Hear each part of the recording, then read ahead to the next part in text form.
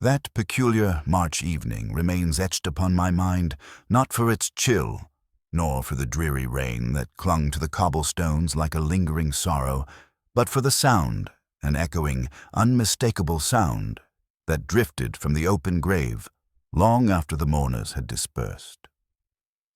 I stood beside Holmes beneath the dark canopy of umbrellas, the cemetery all but deserted save for a few grave diggers whose shovels rang dully against damp earth. The lamplight flickered over rows of headstones, each bearing a life concluded, yet it was the newest plot that arrested our attention. The coffin had been lowered only an hour before, yet there came, from deep beneath the earth, a faint, muffled laugh. Holmes said nothing. He merely inclined his head with that unsettling stillness he adopted when calculation surpassed speech. The deceased, one Mr. Archibald Forsyth, a gentleman known for his philanthropic dinners and a reputation for dignified sobriety, was not a man one expected to greet his own interment with mirth. Yet I, John H. Watson, swear upon every surgical oath I've taken that the laughter was no delusion. It rose again, longer, more strained, then ceased altogether. The grave diggers fled. The vicar crossed himself. Holmes merely stepped closer to the shadowed earth and whispered, as if to the departed, "Your timing, sir, is either extraordinary or profoundly inconvenient."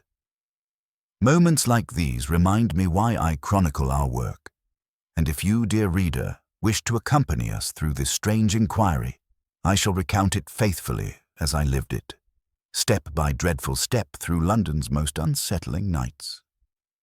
Stay with us. The truth waits in the soil. The hansom cab rattled through puddles as we departed the cemetery, its wheels cutting long silver trails across the glistening roadway. I sat rigid, my gloves damp, my thoughts even more so. Holmes, beside me, remained disturbingly silent, hands steepled, gaze fixed not upon the present moment, but upon some unseen thread stretching back to that grave. The lantern swung above us with each jolt of the street, casting fleeting bands of light across his sharp features. He looked more like a statue in contemplation than a living man, as though thought itself had fossilized in his expression. I opened my mouth twice to speak, yet the words dissolved before reaching my lips. How does one articulate the sound of a dead man laughing? Had I not heard it with my own ears, I would have dismissed any such claim with the intolerance of a physician who trusts only that which can be measured by pulse and breath. Yet the laughter resounded still in the chambers of my mind, dry, muffled, grotesquely amused, as though the earth itself had been unsettled by a ghastly jest. Holmes tilted his head slightly. "Your silence is uncharacteristic, Watson." "I'm attempting to form a rational explanation," I replied. "There may be natural causes, a compression of air within the coffin as the soil settled, gas escaping the lungs, the imagination startled by grief." "3 explanations," he murmured. "None adequate." "You imply supernatural forces." Holmes's lips curved faintly, though it was not amusement. "On the contrary, that is the refuge of those who lack curiosity. I imply only that someone wished us to hear that sound." A chill crawled over me. "But the man is dead. Then we must determine who benefits from persuading us otherwise." The cab came to an abrupt halt before Baker Street, and Holmes stepped out with the impatience of a man interrupted mid-equation. The evening's rain had softened to a fine drizzle, like a damp veil clinging to the windowsills and stonework. Our boots left dark impressions upon the steps as we entered the familiar warmth of our sitting room. The fire smoldered low, embers glowing like distant eyes. Holmes removed his coat without ceremony and laid his walking cane upon the table, then turned to peer through the window as though expecting someone to approach. I stood for a moment uncertain whether to speak or to let him drift deeper into his introspection. At length I said, "The widow's composure struck me as unnatural. There was no tremor in her voice. A woman who truly mourns does not hold her spine so rigidly." Holmes did not turn. Grief is as varied as fingerprints. Some collapse into hysteria, others maintain decorum, still others use tragedy as a stage. But you are correct.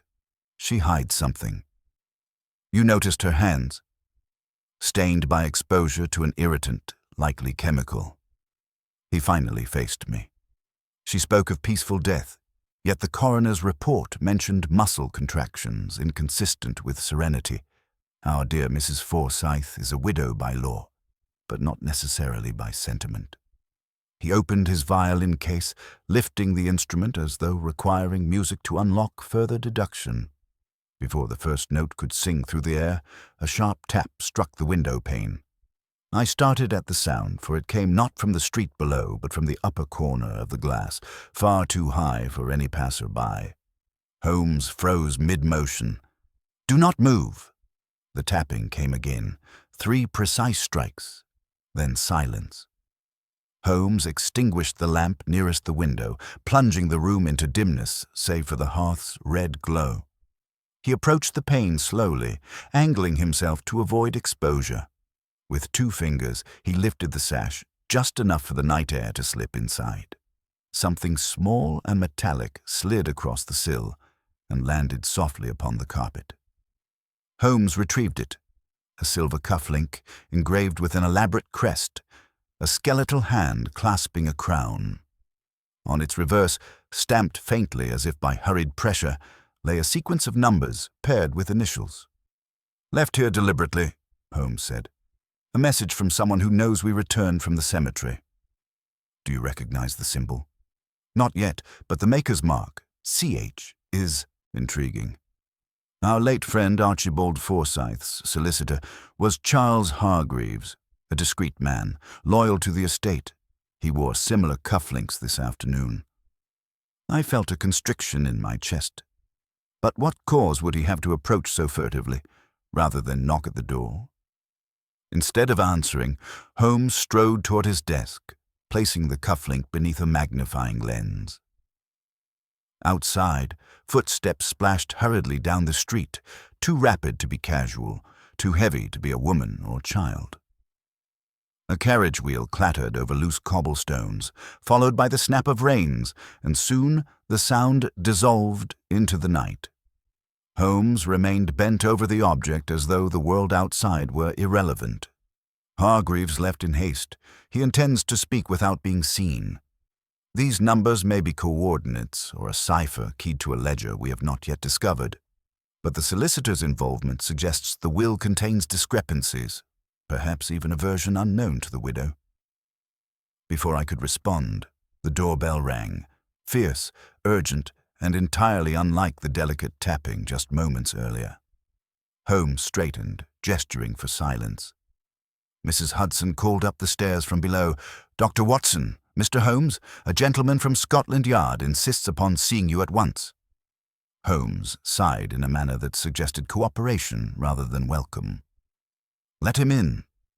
Inspector Lestrade entered, dripping from the weather, hat in hand. His face bore none of the smug confidence I had come to associate with him.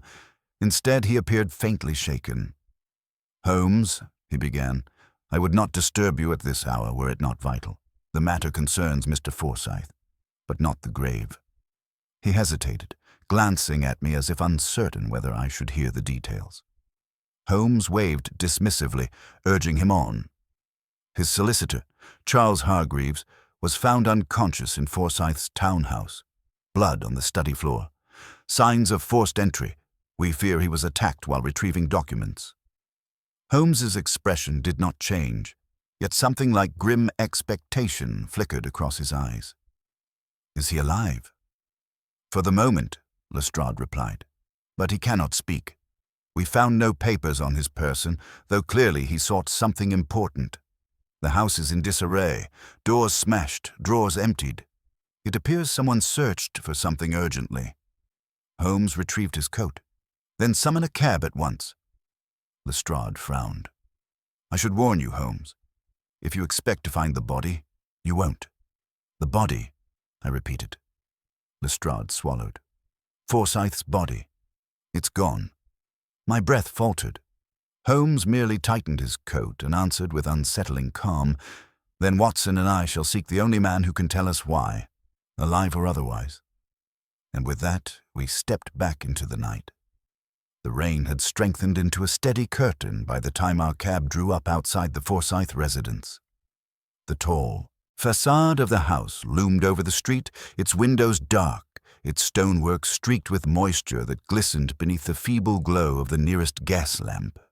There was an air of abandonment about the place, as though the very bricks had recoiled from recent events. Lestrade led the way with quick, businesslike steps, yet even he cast an uneasy glance towards the upper floors before knocking. The door was opened by a maid, whose eyes were red from weeping and whose hands trembled as she clutched the edge of her apron. She curtsied in a confused manner when she recognized Holmes, as though hoping his presence alone might restore order to the house. The interior hall smelt of damp wool, beeswax polish, and the faint metallic tang of something more disturbing. A lamp had been placed upon a side table, its flame turned low, barely driving back the shadows that clung to the cornices. "In here," Lestrade muttered, guiding us towards a doorway on the right. "The study, where we found him." Holmes paused upon the threshold before entering. I have seen him at many scenes of violence, yet he always adopts the same curious stillness at the first instant, as though he were not a man at all, but a finely tuned instrument gathering impressions. The study bore all the signs of a thorough and desperate search. Drawers had been yanked from their housings and thrown upon the floor. Papers lay scattered in a chaotic snowfall of correspondence. A chair lay on its side, one leg broken, as if someone had fallen against it with force. Near the hearth, upon a carpet patterned with faded crimson vines, a stain darkened the fibers. It had been partially covered with a cloth, but the edges told their own story. Blood, not yet fully dried. "Here we found Mr. Hargreaves," Lestrade said quietly. "Unconscious. The surgeon believes he will live, but he has not yet stirred with sense enough to speak. A nasty blow to the head, administered from behind, so far as we can judge." Holmes moved nearer the stain, his gaze sweeping the surrounding scene with that unnerving precision which always made me feel that my own observations were clumsy at best. "No signs of a struggle beyond the chair," he remarked. "Your assailant is efficient, Inspector. One well-placed strike, then straight to the business of searching." Lestrade tugged off his gloves, rolling them between his fingers. "We found the back door unbolted. Whoever did this had knowledge of the house. Perhaps one of the staff, though I'm not eager to accuse them without proof. They're frightened enough as it is." Holmes stooped to pick up a torn scrap of paper near the desk. It bore the remains of a seal, broken and smeared. He brought it to his nose, inhaled faintly, then handed it to me. "Smell that, Watson." I obliged. There was a faint aroma that stirred dormant memories of my days in hospital wards and cramped dispensaries. "Ether," I said, "or something akin to it." "Precisely.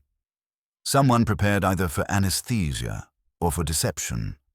A man rendered insensible by vapors might not question the gap in his memory. But our assailant misjudged the force of the subsequent blow. Crude, hasty." Lestrade bristled slightly. "And what were they looking for, Holmes?" "We've searched ourselves and found nothing of value missing. No jewels, no gold, no obvious bonds. The servants insist the plate is intact. This seems a great deal of trouble to go to for a stack of letters." "Only a fool searches for what he does not know exists," Holmes replied. "Our intruder knew precisely what he sought. That he did not find it suggests that Mr. Hargreaves either removed or concealed it first." I stepped back from the blood stain, letting my gaze wander over the shelves. The room was well appointed, though oddly unbalanced. In some sections the books stood neatly in their rows, their spines unbroken. In others there were conspicuous gaps, as though entire volumes had been plucked away in recent days. On one shelf a lighter square remained upon the wall where a painting had once hung. Whether it had been moved for safety or seized by greed I could not tell. Holmes followed my line of sight. You observe the absence of 3 canvases, Watson. I see only one space, I confessed. The wall appears uniformly bare. He gestured lightly. Note the dust. There and there. The outline is fainter, but it is present. 3 frames, not 1. Removed at different intervals, if I'm not mistaken. Forsyth was stripping his own walls before his death. But to what end? Lestrade cleared his throat.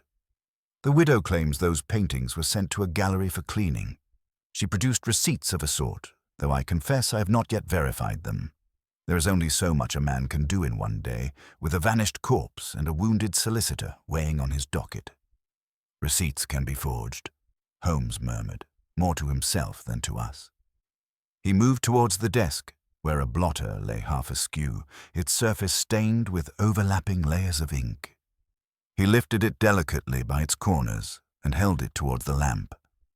Watson, be so good as to bring the light nearer. I complied, and as the warm glow washed over the blotter, reverse impressions of writing emerged. Ghostly lines and loops, the residue of letters no longer present. Holmes's eyes gleamed. An old trick, but reliable, he said. The last page he wrote has been removed, but its shadow remains. We shall recover it. From his pocket, he drew a small bottle and a soft brush, tools I had seen him employ before for similar purposes. With careful strokes, he dampened the blotter, coaxing the ink impressions into clearer definition. Slowly, like a message appearing upon haunted glass, words began to reveal themselves. Not complete sentences, but fragments overlapping where the pen had rested. Alternative testament, Holmes read aloud. In the event of... There, the stroke is broken. Not to be disclosed to... And then a name, smudged. His brush traced a second line. Funds reallocated to experimental endeavor, beyond conventional. Fascinating. An alternative will? I asked. So it would appear. Concealed from someone whom Forsyth did not trust. The widow, perhaps. Or his previous associates at the club. Lestrade rubbed his chin. If there is such a document, it has vanished with the rest. We found only the official will in the strongbox. That one leaves the bulk of the estate to Mrs. Forsyth, with modest sums to charity and to the servants. Nothing unusual there. And yet our deceased gentleman was not content with that arrangement, Holmes replied. He planned an experiment of some sort. The reallocation of funds implies preparation for work requiring significant resources. Equipment, premises, possibly living subjects. He lowered the blotter, his mouth thin. Tell me, Lestrade, when you first saw Forsyth's body, was there anything peculiar about its condition? The inspector shifted uncomfortably. He looked tense. That is the word the coroner used, as if the muscles had not entirely relaxed, even after death. There was a faint odor in the room as well, sharper than any ordinary sickbed. I did not dwell on it then. We had no reason to suspect anything beyond a seizure, or perhaps an apoplexy. Holmes tapped the blotter absently with one long finger. And now the body has vanished from its coffin. Bodies do not ordinarily walk away. Someone transported it either before or after burial. In either case, those responsible had access to both the house and the grave. A log in the hearth shifted, sending up a brief shower of sparks that painted the room with fleeting, fiery constellations. The maid crossed herself in the doorway, whispering something about disturbed rest. I could not entirely blame her. The notion of a man laughing underground only to disappear afterwards strikes at instincts older than reason. Holmes seemed to sense my thoughts. Dismiss such notions, Watson, he said quietly. Whatever was heard at the graveside has an earthly cause. If we begin to ascribe malice to phantoms, we surrender the ground to those who would use superstition as a cloak. Lestrade moved towards the door. Would you like to see Hargreaves, Holmes? He's been laid out in a spare room upstairs under the nurse's care. No visitors allowed, but I imagine they'll make an exception for you. In due course, Holmes replied. First, I would pay my respects to the widow once more. I believe this house retains more voices than the living ones. We left the disordered study and ascended the stairs, our footsteps soft upon the thick carpet runner. The air grew cooler as we climbed, as though the warmth of human habitation dwindled with each step. Portraits lined the walls, generations of Forsyths gazing down with oil-painted composure, their expressions oscillating between pride and severity. Only the most recent addition, Archibald himself, appeared to harbor the faintest suggestion of private amusement, as though he alone were in on some prodigious jest. At the landing, a closed door barred the way to the master's chamber. Holmes's gaze lingered upon it before turning towards the room indicated by Lestrade. "Hargreaves is there," the inspector murmured. "Be gentle. The surgeon says any agitation might worsen his condition." Inside, the solicitor lay upon a narrow bed, his head bandaged, his normally neat hair reduced to grey wisps across the pillow. His face had the waxen hue I have seen in many patients hovering on the border between life and the long sleep that follows. Yet his breathing was regular, and his pulse, when I took it, revealed strength beneath the exhaustion. A basin, a folded cloth, and a bottle of laudanum stood on a nearby table, evidence of recent medical attention. Holmes did not approach the bed at once. Instead, he studied the windows, the placement of the furniture, the marks upon the floorboards. "He was carried up here?" he asked. "Aye," Lestrade answered. "2 constables and a servant. There are bruises on his shoulders from where they gripped him.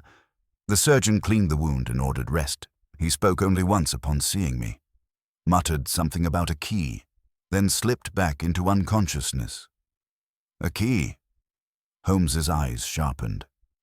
"Did he say where it might be found?" "No, only that it must not fall into their hands. His exact word, 'there.'" Holmes at last stepped closer to the bed and regarded the sleeping man with an expression I can only describe as reluctant sympathy. "He has fought to protect something," he murmured. "Let us hope he did not hide it too cleverly for us as well." We left Hargreaves to his uneasy slumber and returned to the landing. As we passed the master's chamber, I could not resist glancing back at the portraits. For a brief instant, by some trick of light and shadow, Archibald Forsyth's painted eyes seemed to meet mine with mocking clarity, as if inviting me to share the punchline of a joke told from beyond the grave. Holmes descended before us, coat-tails whispering against the balusters. "There is one more place we must see tonight," he said. "Somewhere the living seldom consider once the funeral has concluded." "The cemetery?" I ventured. "Not yet. The cemetery is for later, when the city sleeps. For now, we return to Baker Street. We must interpret this cufflink's message before those who left it decide we are unworthy recipients. After that, his gaze grew distant. We shall pay another visit to the earth which supposedly holds our laughing gentlemen and determine what, if anything, truly lies within." The house closed behind us with a hollow sound, as though exhaling a secret. Outside, the rain fell harder, washing the steps clean of footprints while London's night folded itself cautiously around the mystery that waited beneath the soil. The rain had softened to a mist by the time we reached Baker Street once more, though the clouds hung so low over the city that even the distant outlines of church spires vanished into shadow. Holmes set about the cufflink with a ferocity of concentration that rendered speech unnecessary. He polished the metal, examined the inscription beneath 3 lenses of increasing magnification, then set it on the mantelpiece as though placing a relic upon an altar. I prepared tea, though I doubt Holmes tasted his share. He drank absently, lips brushing the rim only when thought required fuel.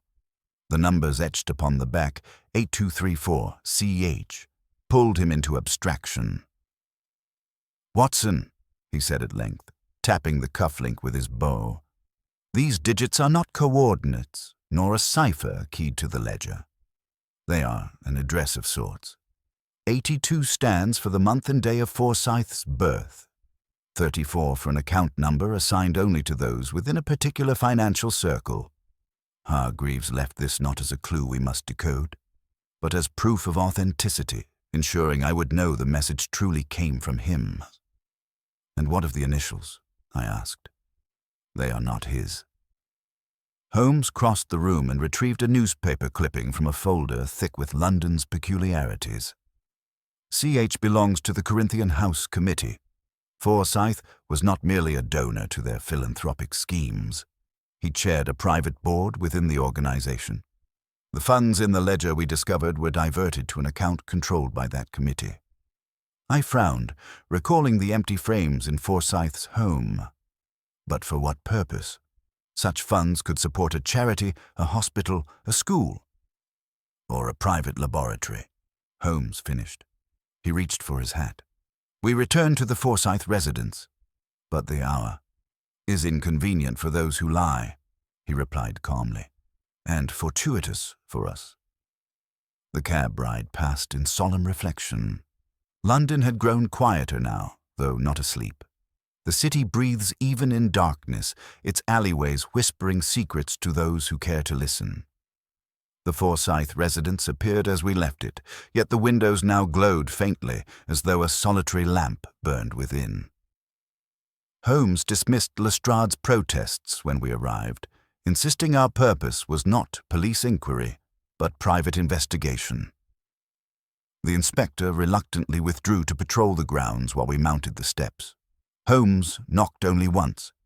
The door opened of its own accord, though no servant stood behind it. A faint trail of perfume drifted from the corridor, soft, floral, and unmistakably deliberate. Holmes proceeded without hesitation, and I followed, though my nerves bristled with unease.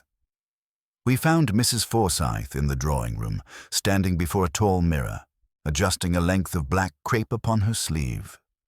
Her mourning attire was impeccable, yet something about her composure unsettled me more than any display of grief might have done. Her hands moved with practiced grace, but her reflection, to which she seemed more attentive than to us, revealed eyes that were dry and unclouded. The widow did not turn immediately, though she acknowledged us by smoothing her veil once more before finally facing the room. "Mr. Holmes, Dr. Watson." Her voice held no tremor, only a composed resignation. "I assumed you would return this evening. Lestrade warned me that you seldom leave matters to rest." Holmes inclined his head. "We regret the intrusion, madam, but there are questions that cannot wait until morning."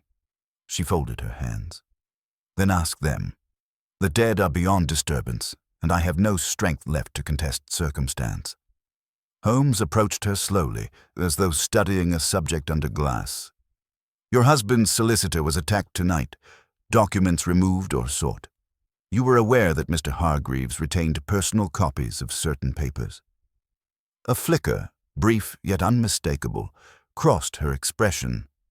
She masked it with poise, but not swiftly enough to escape Holmes's notice. "I do not concern myself with legal trivialities," she replied.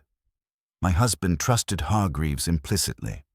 If the police believe some intruder rifled through his affairs, it is they who must explain their failure to prevent such a violation." Holmes clasped his hands behind his back. "And what of the paintings removed from this house prior to your husband's death? 3 in total. Their absence implies forethought, not mere decoration." She looked away, though not toward sorrow. "I ordered their removal," she said softly. "Their subjects displeased me. My husband kept them hidden for years, but in his final months he displayed them openly. I saw no reason to preserve reminders of a period in his life better forgotten." "What period was that?" Holmes asked. She drew a breath and released it slowly. "Before we wed, Archibald was involved in circles I did not share. Men who believed science ought not kneel before morality. They fancied themselves pioneers, innovators. He renounced them long before our marriage. At least, that is what he told me." Her tone was precise, controlled, yet every sentence was weighted with something withheld. Holmes stepped closer, close enough for the lamplight to reveal faint, yellowish discoloration along her fingertips, just as I had noticed earlier that day. "This time," he commented, "your hands bear traces of phosphorus. It is not a residue one acquires merely from household duties." She recoiled almost imperceptibly, as though his words had brushed exposed nerve. "I attended to his papers after his death," she said. "There were sealed envelopes and devices of uncertain composition. I wore gloves." "Gloves that proved insufficient," Holmes murmured. "Did you destroy those documents?" Silence stretched between them like taut wire. Her eyes hardened, though her voice remained elegant when she answered. "I burned only that which would tarnish my husband's reputation. He achieved greatness through generosity, not through whatever misguided experiments he may once have entertained." Holmes regarded her with unsettling calm. "And yet," he said quietly. He laughed in his grave. Her breath caught, her composure fractured. For the first time, emotion, genuine, raw, and fearful, glimmered beneath the veil. She turned away and pressed a hand against the mantelpiece as though to steady herself. When she spoke again, the words came not as denial, but as confession. "I heard it," she whispered. "Not at the grave, but earlier. The night he died." The room froze. Holmes spoke softly. "Describe it." He was unable to speak those final hours. The physician left after administering a draught to ease his suffering. I remained beside him. His chest scarcely rose, his eyes unfocused, his skin cooling beneath my touch. Then, just before his body stilled, he laughed. Not in amusement, in triumph. Her hand trembled now, and she withdrew it from view. Holmes exchanged a brief glance with me before asking, "Why did you conceal this from the authorities?" "Because it sounded wrong. Not my husband. Not the man I knew. If he died believing he had accomplished something terrible, then I wished no one to know of it." Holmes studied her as though deciding whether she spoke truth or expediency. His silence stretched long enough that I felt compelled to interject. "Did he speak before the laughter? Anything at all?" She hesitated. "One word. Just one. He whispered, 'Below.' I thought he referred to the servants." "Now." She clasped her hands. "I do not know." Holmes bowed slightly, tone softening. "Madame, your husband's death was not an endpoint, but a passage. Whatever he sought to escape or accomplish continues to move through the city, and I fear others intend to seize what he began." Her gaze drifted back to the mirror, and I wondered whether she feared the truth more than any accusation. She dismissed us soon after, though politely, retreating to her room with a grace that bordered upon collapse. We departed the house in silence, the night pressing close around us as the carriage rattled toward Baker Street once more. Holmes did not speak until the street lamps thinned and the fog began creeping in earnest. "She lies," he said at last. I started. "About what? The laughter? The word he spoke?" "No," Holmes replied. "She lies about why she burned the documents. Her actions were not born of grief or shame. They were precautionary. She fears the consequences of truth not for her husband, but for herself, and she knows far more of his experiments than she dares reveal." I shivered in my seat. "Do you believe she is involved?" "Involved, yes," he said. "Responsible, no. She is a woman standing between two forces, what her husband became, and those who helped him become it." He turned his gaze toward the darkened city. "We must descend into the world he left behind, Watson, and we begin not with the house nor the club, but with what lies beneath." The cab veered toward the river, its wheels cutting through wet stone as though the city itself guided our course into depths not meant for daylight. It was Holmes's habit, when approaching matters entangled with men of influence, to dress not as the plain-thinking detective whom London revered, but as a gentleman of spare elegance, an identity that allowed him entry into worlds where the truth was guarded behind polished manners and expensive upholstery. By the time dawn crept pale across Baker Street, he had exchanged his rain-soaked garments for a tailored coat of deep charcoal, the violin's bow case now replaced by a slim cane and gloves that bore no trace of our midnight labors. I, still disquieted by the widow's confession, followed suit as best I could. The city felt quieter than usual, not merely in sound, but in spirit, as though London itself observed us with withheld breath. The cab carried us towards Pall Mall, where the gentlemen's clubs lay nestled like self-contained kingdoms. The one we sought bore no signboard, no ostentatious crest, only a discreet bronze plate beside a heavy oak door, etched with a pair of laurel branches encircling the words, "Corinthian House." To the casual passer-by, it seemed simply a sanctuary for men of means to debate politics over brandy. Yet Holmes reminded me, as we mounted the steps, that such places were often less concerned with politics than with arrangements made in shadows, sealed with handshakes over ledgers no public accountant would ever read. A doorman in immaculate attire regarded us with mild curiosity before inclining his head. Holmes signed the registry without hesitation, citing a member's name I recognized only faintly, a barrister known for controversial medical investments. The door swung open, releasing a muted chorus of clinking glassware, low conversation, and the soft crackle of a fire too large for simple comfort. Inside, armchairs of dark leather circled marble tables upon which the morning's papers lay folded with surgical precision. Men of various ages murmured over the Times, though few turned pages. Most seemed to read between the lines rather than upon them. A haze of pipe smoke drifted like spectral lace beneath the chandelier.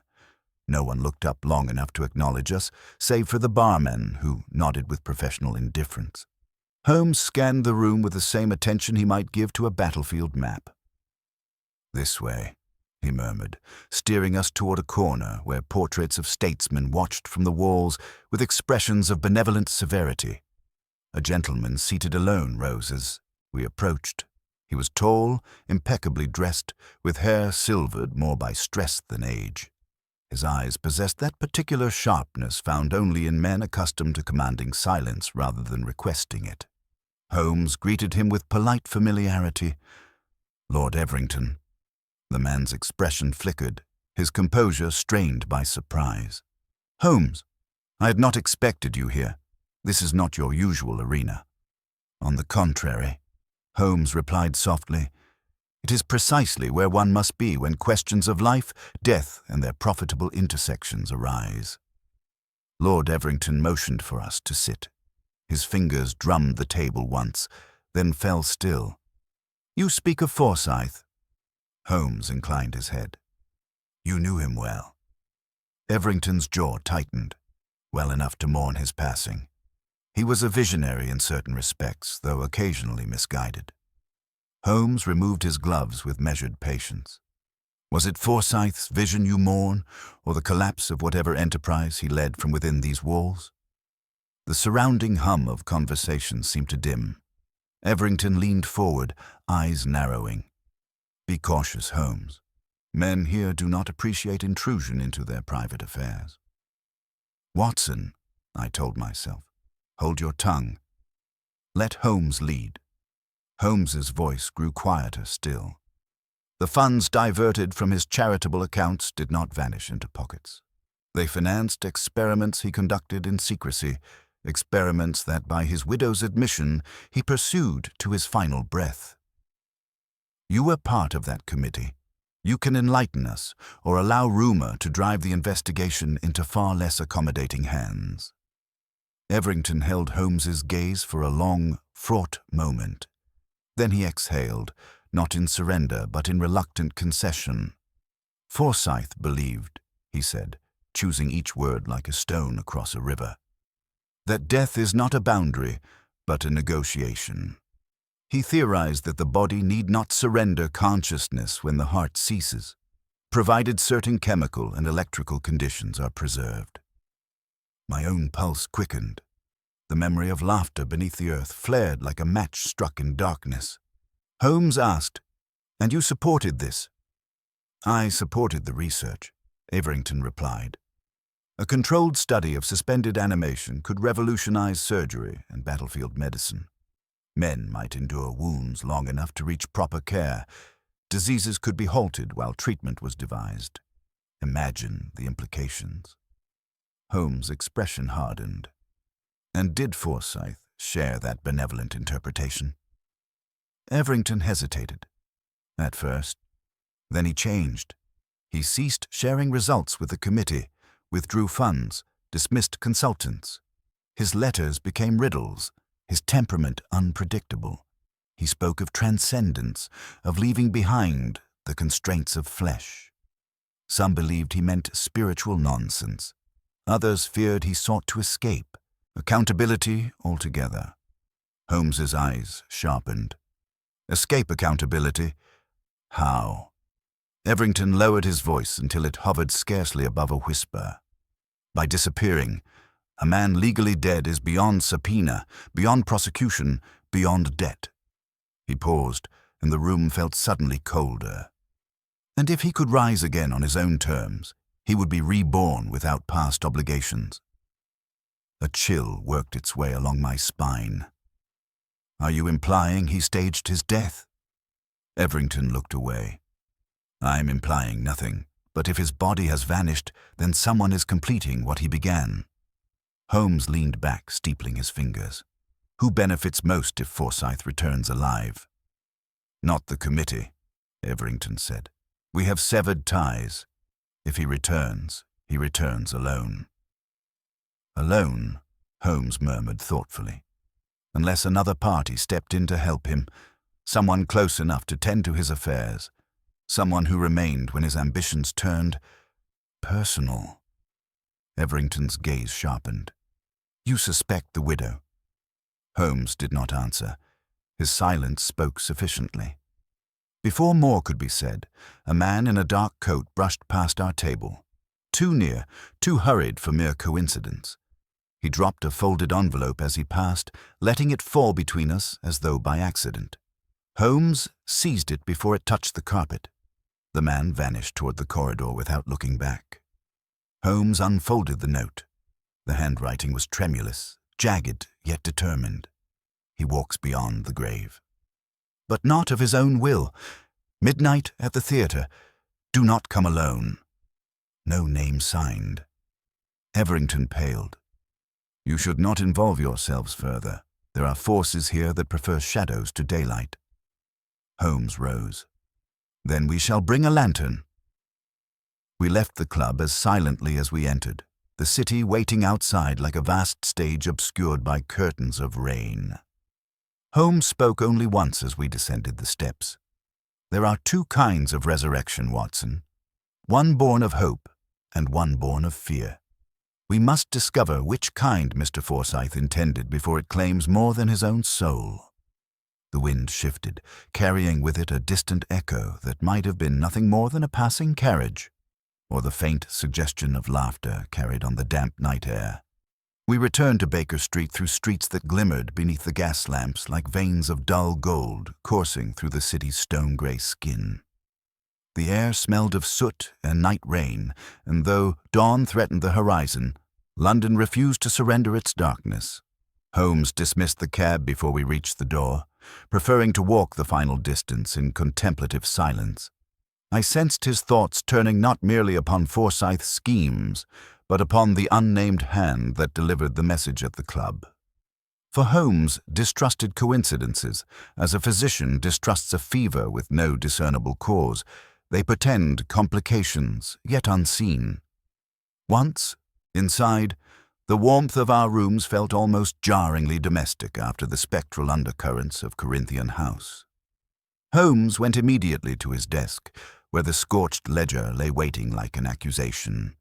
He brushed aside scattered papers, cleared space with a swift sweep of his arm, and opened the book to the page where the burn marks yawned like voids. I sat opposite him, fatigue gnawing at me, but unwilling to rest while clarity hovered just beyond reach.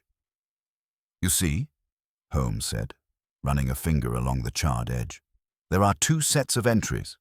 One line recorded in ordinary figures, the other encoded.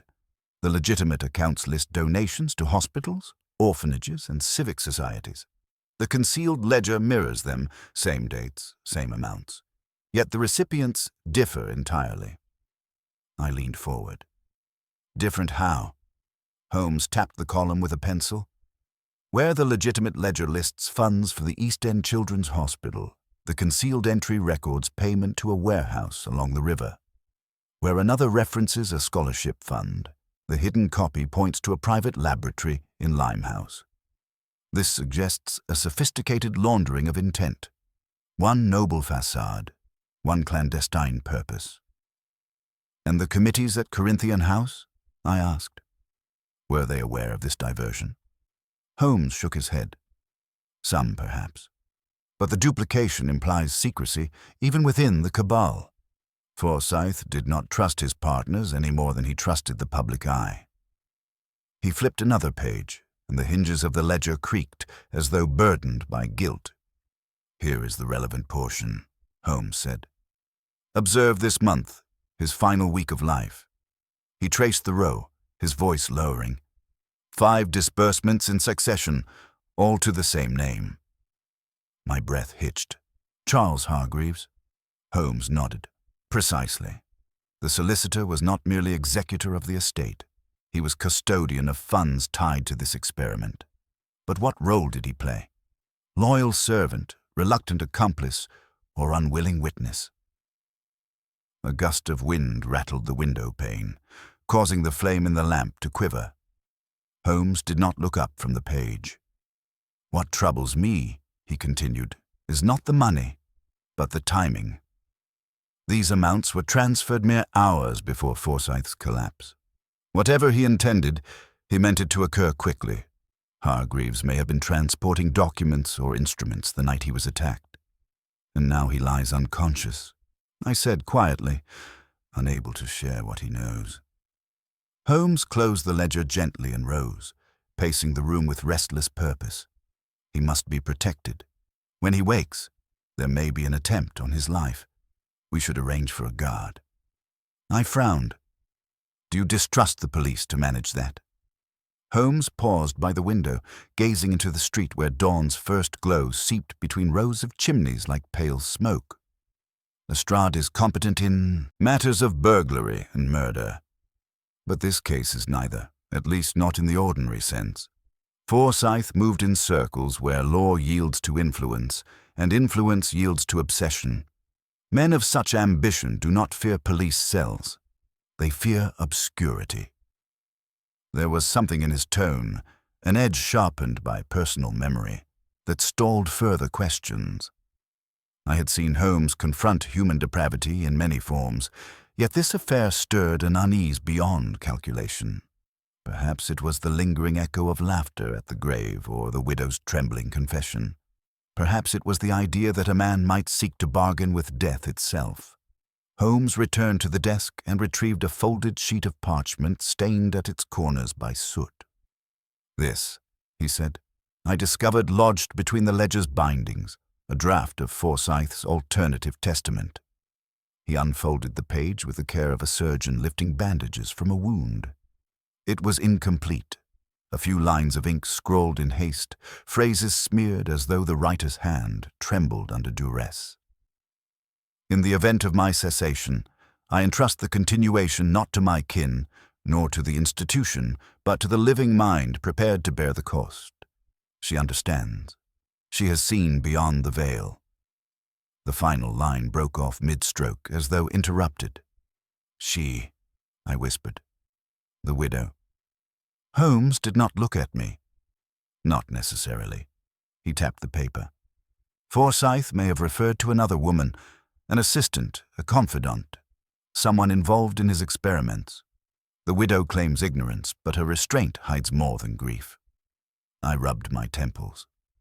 If this refers to a collaborator, she may possess knowledge we lack, or she may be in danger. Holmes folded the sheet once more. Danger surrounds all who touched Forsyth's ambition, including us.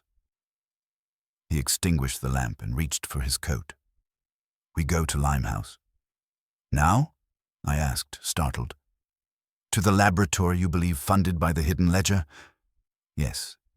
If we delay, the evidence may be removed. And besides, he added, with a faint glint that let me glimpse the man beneath the intellect, I should like to know whether the dead man walks alone or whether others guide his steps from behind the curtain. We left Baker Street before the sun fully crested the rooftops. The streets gleamed wet and silent, save for milk carts and street sweepers beginning their morning routines. The farther east we traveled, the more the city changed. Respectable thoroughfares surrendered to narrow lanes where gaslights struggled against thick air, and the river's scent grew heavy with salt, oil, and decay. Limehouse emerged like a dream unsettled by memory. Warehouses flanked the docks with hulking indifference, their doors scarred by rust and long nights. Lanterns swung from ship riggings like dim stars, and figures moved in the mist. Dockmen, traders, silhouettes with no desire to be seen or questioned. Holmes led the way to a building whose bricks bore the persistent stain of chemical discharge. It stood apart from neighboring structures, as though isolation were not misfortune but design. A single lantern burned above the rear entrance, flickering feebly in the breeze. He tested the handle. Locked. Then, from within, came a low hum. Not mechanical, nor quite human, something akin to the faint vibration of wires on a telegraph pole, except steadier, unnatural. Holmes inhaled sharply. We are not alone. Before I could speak, the hum ceased, replaced by hurried footsteps moving deeper into the structure. Holmes reached for the lockpicks concealed in his sleeve, but before he could begin, a shadow passed across the upstairs window, quick, deliberate, unmistakably purposeful. My pulse quickened. Holmes, someone is watching us. He nodded. They have been watching longer than we realized. Beyond the window's reflected lamplight, for the briefest moment, a face appeared, unshaven, gaunt, eyes sunken, yet alive.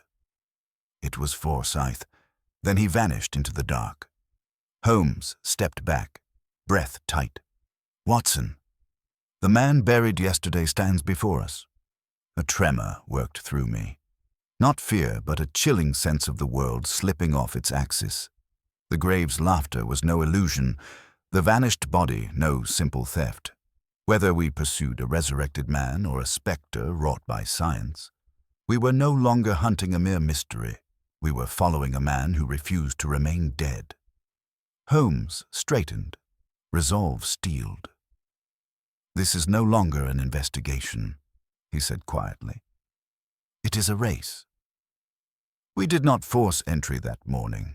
Holmes, though driven by an intensity that bordered upon obsession, recognized the danger in confronting an unseen adversary upon ground of his own choosing. Limehouse was a warren of narrow alleys and eyes that never blinked, and the figure in the upper window had not fled in panic, but in calculation, as though our arrival had been expected. We withdrew, resolving to return only when darkness provided equal footing. Holmes's silence on the cab ride back was not one of defeat, but of strategy. I could almost see the mental machinery behind his gaze, whirring like gears of some infernal device. By evening, the skies cleared, leaving the city washed clean though not renewed. London after rain possesses a peculiar stillness, like a beast whose appetite slumbers but never fades. Holmes spent the hours before dusk gathering items with the same calm precision I had seen him muster before duels of wits and bullets alike. Lanterns, rope, a small spade, a coil of wire, a revolver placed upon the table and then removed, replaced instead by a set of surgical tools which he wrapped in oilcloth. "You expect trouble," I remarked quietly. "I expect truth," he replied. "Trouble attends truth as vultures attend the battlefield." We left Baker Street under cover of night, taking to foot, rather, than summoning a cab. The city's lamps flickered weakly, their glow cut into ribbons by iron railings and rain gutters. The cemetery lay westward, a sprawling maze of stone angels and weeping figures, their wings and robes gleaming pale beneath the moon. A heavy scent of wet earth clung to the air, mingled with the faint perfume of yew trees. Few places in London inspire reflection more readily. Fewer still inspire dread. As we approached the gates, a lamplighter hurried past us, eager to abandon his rounds. He did not notice us slip through the rusted iron archway, nor would he have wished to. Death invites solitude, not witness. The grave lay near a crooked row of cedars, its soil still unsettled, the mound darker than the surrounding earth. Holmes knelt first, running gloved fingers across the surface as though reading Braille. "No tampering," he murmured. "At least none since daylight. That is fortunate." I felt my stomach tighten. "Holmes, what precisely do you expect to find? If Forsyth walks abroad, then the coffin may hold nothing at all." "There is always something," he replied. "A residue, a mechanism, a deception. Even emptiness speaks." He handed me a lantern, then set to work with controlled efficiency. The spade bit into the soil, each stroke sending the scent of damp earth swirling into the air. I soon joined him, though my hands shook despite my resolve. The moon drifted behind a cloud, casting the cemetery into muted shadow. Only our lanterns remained to illumine the task, flickering against gravestones like trembling halos. Time became an indistinct blur of exertion. At last, Holmes paused, the spade clinking against wood. "There," he said. "Help me clear the rest." We brushed away the soil until the coffin lid emerged, slick with moisture. Holmes wiped the surface clean, revealing the engraved plate bearing Forsyth's name, his birth and death chiseled with respectful precision. Beneath it, something else caught the lantern light, a second plaque, smaller and without ornament, affixed crudely near the hinge. Holmes frowned. This was added after interment. I leaned closer. The inscription was no epitaph, merely a trio of symbols carved in haste. A circle intersected by a jagged line, flanked by marks resembling surgical notation. I did not recognize them, though their presence chilled my blood more than any epitaph could have. Holmes produced a thin pry bar from his coat. "Ready?" he asked. I nodded, though dread gnawed at my resolve. The wood groaned faintly as he eased the bar beneath the lid. Together we lifted, hinges straining until they surrendered with a muted snap. The coffin opened, not with theatrical flourish, but with quiet inevitability, as though the grave itself exhaled. And what lay within was not a man. A wax figure rested where Forsyth's body should have been, a near-perfect likeness, though the features were marred by heat. The cheeks sagged slightly, the lips parted in a grotesque, frozen smile. One glass eye had shifted from its socket, staring upward with cruel mockery. The wax bore fine cracks along the jaw, where pale stuffing showed through like bone. The hands, folded neatly across the chest, were sculpted in such detail that individual veins had been carved beneath the surface. But the most disturbing feature was the chest cavity. A slit had been made in the wax torso, not clumsily, but with surgical precision. The cavity within contained wires, thin tubes, and fragments of scorched cloth bearing chemical stains. Something had been installed there. Something now gone.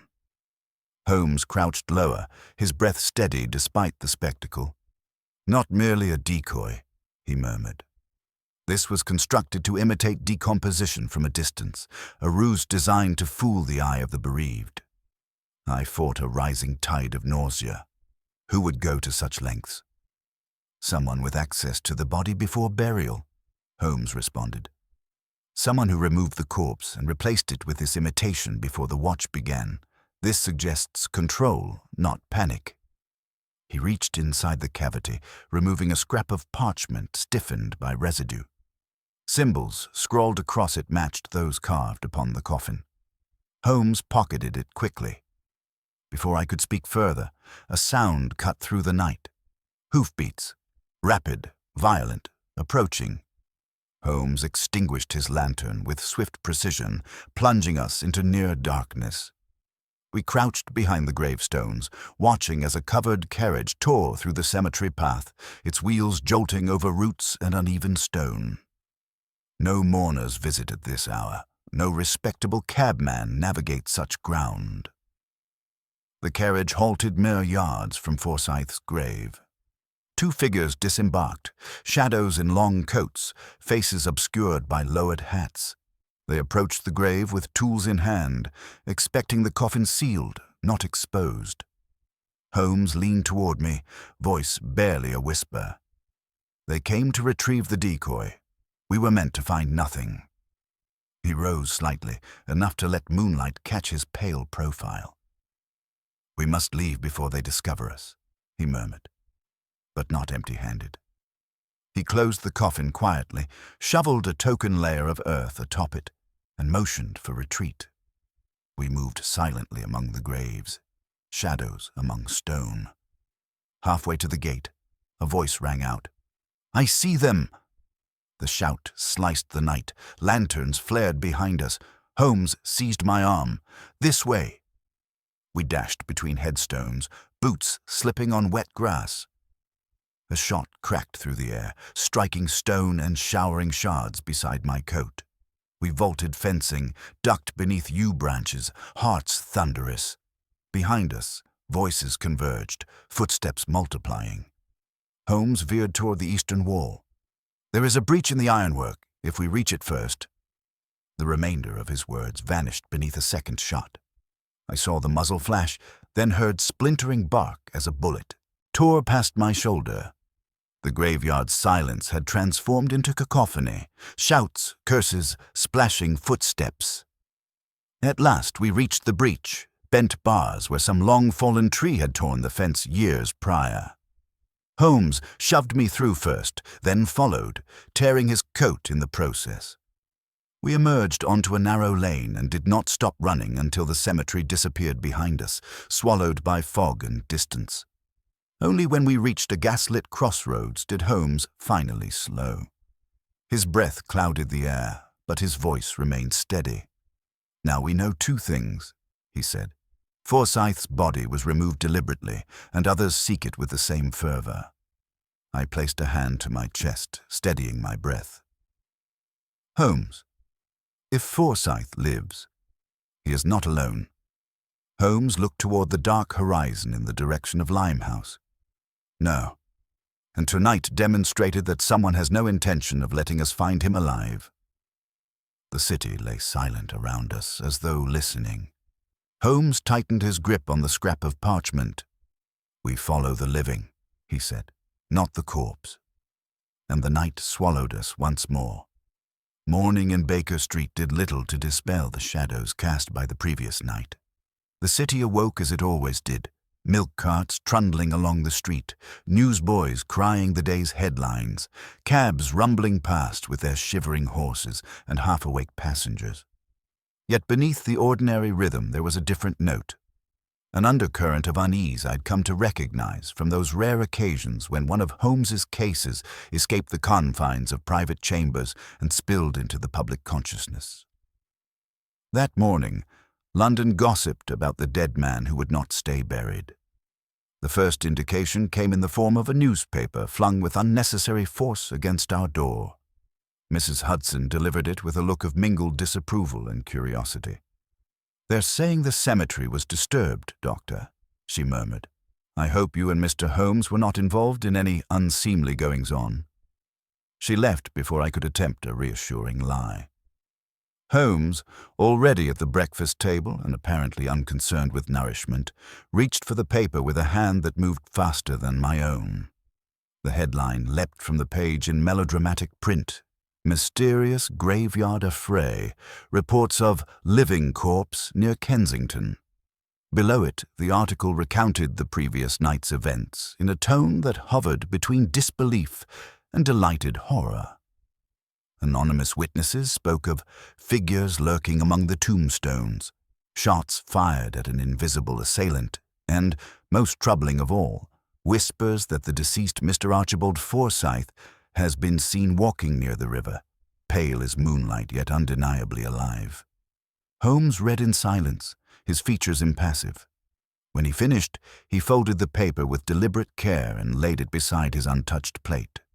"Half lies, half truth," he remarked. "A most dangerous mixture. Pure falsehood may be dismissed, but this—" He tapped the headline. "This will spread like a contagion." "Surely the idea of a walking corpse will be dismissed as sensational nonsense," I objected, though my own memories undermined the conviction in my voice. "London has little patience for tales of the supernatural."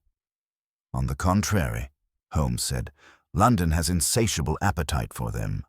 The supernatural allows men to avoid confronting the unnatural acts committed by their fellow creatures. It is far easier to blame phantoms than to examine one's own sins." He rose from the table and paced to the window, where the early light painted a pale rectangle upon the carpet. "Nevertheless, this article tells us something valuable. The affair we thought confined to a select few has entered the public arena. Those who engineered Forsyth's disappearance will respond. They cannot permit rumor to stray too near reality." I joined him at the window. "You believe they will attempt to quell the story?" "They will attempt to control it," Holmes replied. "If the city can be persuaded that Forsyth has become a monstrous legend, any subsequent sightings of him may be dismissed as hysteria. Meanwhile, his work continues in secrecy." A knock at the door interrupted us. Quick, anxious, unaccompanied by Mrs. Hudson's moderating presence. Holmes's expression altered almost imperceptibly. He had learned to read the cadence of knocks as other men read facial features. He motioned me to my chair and went to open it himself. Inspector Lestrade entered with none of his usual brusque self-assurance. His hair was damp, his cheeks flushed from haste, and the lines about his eyes seemed deeper than the hour alone could justify. "I trust you have read the morning's entertainment," he said without preamble. "Half the city believes a corpse climbed out of its coffin last night and went walking with a pistol." Holmes gestured for him to sit. "You have spoken with the cemetery staff?" "I have," Lestrade replied. "They swear they heard shots and saw lanterns moving among the graves. They also swear they saw a carriage within the grounds at an unholy hour. Beyond that, their tongues have been loosened by imagination and brandy in equal measure." He rubbed his brow. "I can delay an official inquiry into grave robbing for a time, but not forever. And if the press run another article like this, my superiors will demand a public statement. They already whisper that I have allowed you—" He shot Holmes a wry glance. "Too free a hand." Holmes's mouth twitched. "When have you not?" Lestrade ignored the remark. "There is more. Some of Forsyth's former associates are whispering that he dabbled in spiritualism, that he believed he could cross the boundary between worlds. I do not care to see London swept up in a fit of spectral nonsense, Holmes. If there is a human hand behind these events, I must have something concrete to lay upon the Commissioner's desk." "You shall," Holmes said, "but it will not come from seances or frightened grave diggers. It will come from the living men who profit from Forsyth's continued existence." Lestrade leaned forward. "You think he really is alive?" Holmes glanced briefly at me. "Watson and I saw a figure at a Limehouse warehouse whose resemblance to Forsyth was too exact to dismiss as coincidence. Whether he walks in full health or in some altered state remains to be seen, but he moves of his own accord, or under someone's direction. That is more than can be said of a corpse." The inspector exhaled. "I shall pretend you did not mention Limehouse, for my report will be flimsy enough as it is. But hear this. If you uncover proof of criminal acts, illegal dissections, abduction, financial fraud, bring it to me at once. Before the papers crown this mess, a visitation from the other side, and Parliament demands committees. I have no taste for political ghost hunting." He left soon after, leaving a trail of damp footprints in Mrs. Hudson's hallway and an atmosphere thick with unspoken pressure. Holmes remained motionless for a moment after the door closed, then, with abrupt decision, crossed to the mantel where the scrap of parchment retrieved from the coffin lay weighted beneath a glass paperweight. "We have permitted rumor to run ahead of us," he said. "It is time we overtook it."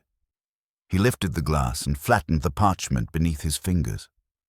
The symbols upon it, those same cryptic markings carved upon the added plaque, formed a series of curves and intersecting lines interspersed with letters that might have been Latin or the truncated shorthand of an impatient mind. Holmes studied them with the absorption of a man following a whispered conversation in a foreign tongue. "Do they form words?" I asked. "In a sense," he replied. "They are anatomical references, notations for nerve clusters, points of incision, chemical infusion sites. Forsyth devised his own system to record procedures. This particular pattern describes stimulation of the vagus nerve and the application of an electrical current post-mortem. Primitive, yet not entirely without basis." I shuddered. "You mean to say he attempted to force the body to mimic life after death?" "Not mimic," Holmes corrected. "Prolong. He hoped to preserve consciousness by maintaining certain pathways even as others failed. A vain endeavor, in my view. Consciousness is not a lamp to be kept burning by mere fuel." The room grew very quiet. Outside, a newsboy cried an afternoon edition, his voice distorted by the window pane. Holmes folded the parchment and tucked it into his pocket. "Somewhere in this city, Forsyth, or those working in his name, continue these experiments. They require equipment, privacy, and subjects. We have identified at least one suitable premises in Limehouse. There may be another closer to home." "Closer," I repeated. Holmes's gaze drifted upward, as though he could see through the ceiling into the unseen spaces of London's grander houses. He spoke the word "below" upon his deathbed, according to the widow. We assumed he meant the servants' quarters. But consider another possibility. A laboratory beneath the house, accessed not by ordinary doors, but by hidden means. Many of these townhouses possess cellars never shown to guests. You suspect such a place beneath the Forsyth residence? I suspect such a place beneath more houses than you might imagine, he said dryly. But Forsyth's is of particular interest. However, we cannot simply march in with spades and accusations. The widow would collapse into hysterics, or worse, into strategic indignation. No, we must draw our quarry out. It was near evening when the next thread of the day's dark tapestry appeared. I had retired to my room for an hour's rest, my mind exhausted and my limbs leaden, when a soft rustling awakened me. At first I assumed it to be the wind worrying at the window frame. Then I heard it again. Distinct, deliberate, paper sliding across floorboards. I rose and found, beneath the door, a folded note that had not been there when I lay down. My heart gave a traitorous leap. I opened it with fingers that betrayed more nervousness than I cared to admit. The handwriting was not the same as that in the club's message, yet it bore a similar urgency. "Dr. Watson," it read, "I beg you to meet me alone. Your companion would terrify the truth from my lips before I could frame it. I cannot face him. Come at 9 this evening to the narrow passage behind St. Martin's near the old bookstall. Bring no one and do not speak of this. He lives, but not as he should. You must hear it from me." There was no signature, only a small blot of ink where the pen had hesitated. I stared at the words until they blurred. The rational part of me knew I should bring the message at once to Holmes, but another part, a weaker, more human part, felt a strange sense of personal obligation. Someone had appealed to me, not to him. Someone who feared Holmes's intellect yet trusted my simpler sensibilities. I descended the stairs with the note still open in my hand. Holmes stood at the mantel, pipe unlit, eyes fixed not upon the room but upon some middle distance only he could see. He turned as I entered, and his gaze dropped immediately to the paper I carried. "Ah," he said, "our next guest has written to you first?" I stopped, astonished. "You knew?" He smiled faintly. When a man lingers unnecessarily upon the step, leaves no calling card, yet will not risk knocking, one may reasonably expect a message to find its way beneath a door. I heard the slide of paper along the floorboards. The room above ours is not haunted, whatever Mrs. Hudson's maid believes. I handed him the note, half relieved to surrender the burden of decision. He read it once, then folded it with that same curious care he reserved for clues of particular delicacy. "You will go, of course," he said calmly. The writer chose his confidant with care. A frightened conscience seeks a sympathetic listener, not an interrogator. "You would have me meet this person alone?" I asked, startled. "Alone in appearance?" "Not in truth," he answered. "There are many ways to accompany a man without walking beside him. Tonight, Watson, you shall hear what they wish to confess, and I, if fortune smiles, shall hear what they do not." He moved to the window, drawing the curtain aside just enough to peer into the growing dusk. "Rumor has had its turn. It is time for confession." As the bells of nearby churches began to toll the hour, a peculiar stillness settled over Baker Street. Beyond our window, the city prepared for another ordinary evening. Within, we prepared for an encounter with someone who claimed to know how a gentleman might laugh at his own funeral, and why such laughter no longer sounded entirely like madness. Holmes released the curtain and turned back to me. "Wear a sturdy coat," he said quietly, "and keep your eyes open. Fearful men sometimes bring desperation with them. We must be ready for both." The clock hands inched toward 9, and with them came a sense that whatever waited behind St. Martin's would not merely fan the rumors that now besieged London. It would either quench them or set them ablaze.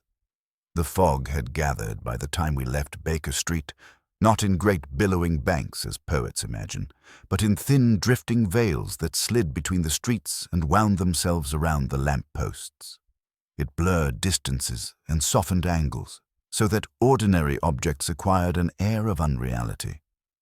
Holmes and I walked together as far as Charing Cross. Speaking little, he had adopted the guise of a man who merely accompanied a friend on an evening stroll, hands clasped behind his back, gaze apparently idle.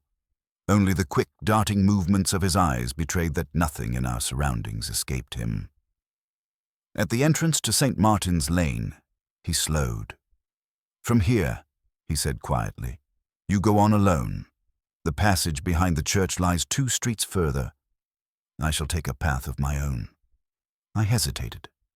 "You are certain this is wise?" "They might be armed, desperate."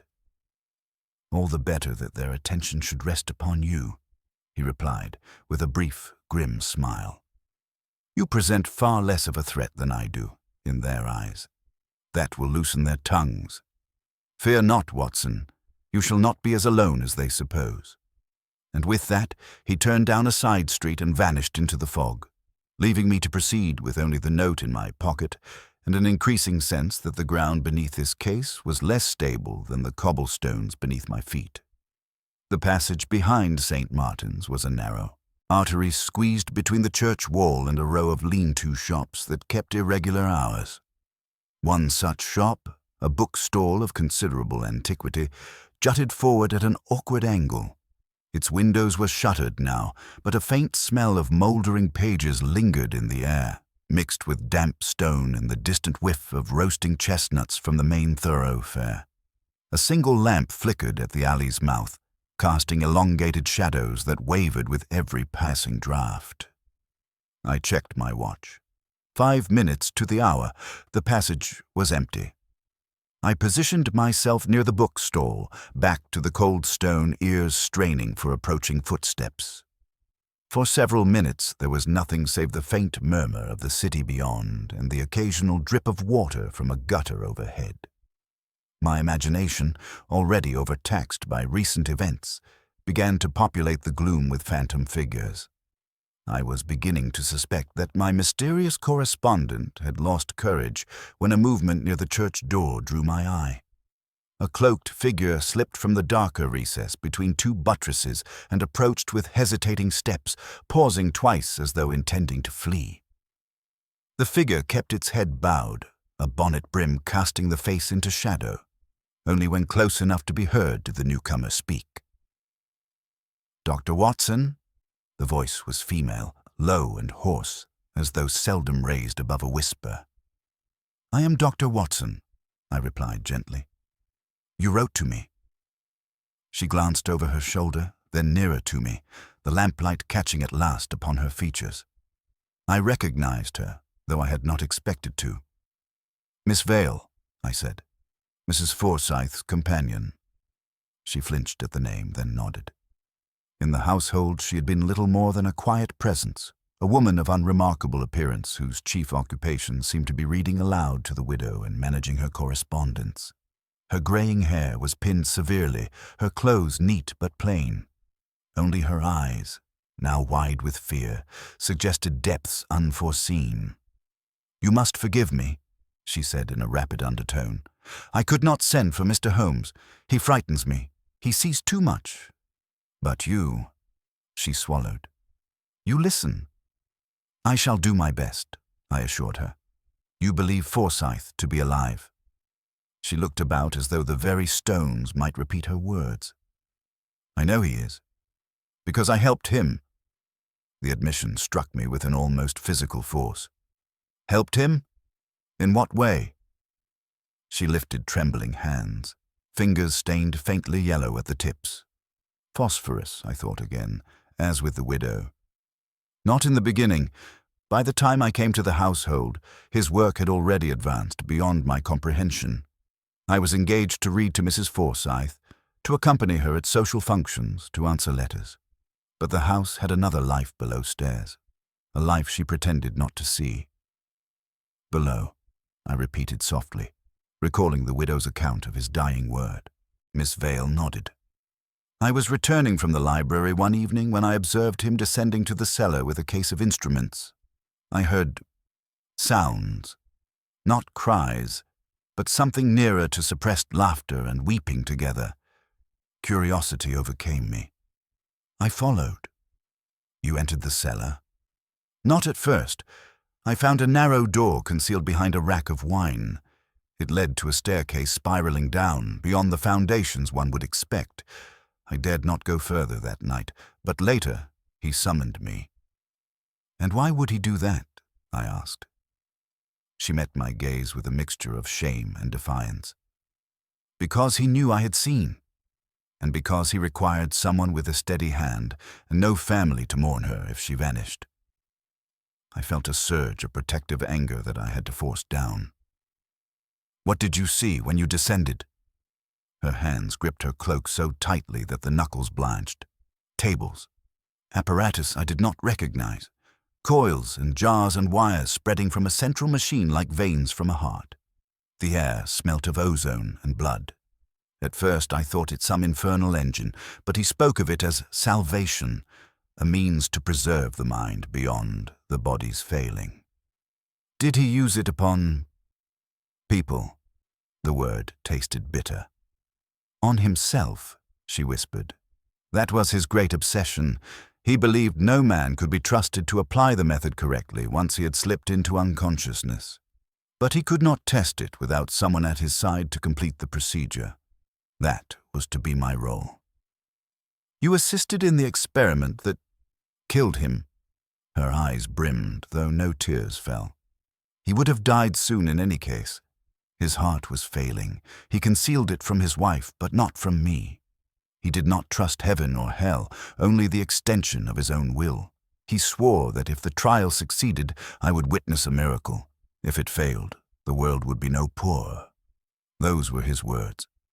When the convulsions began, I thought I had murdered him.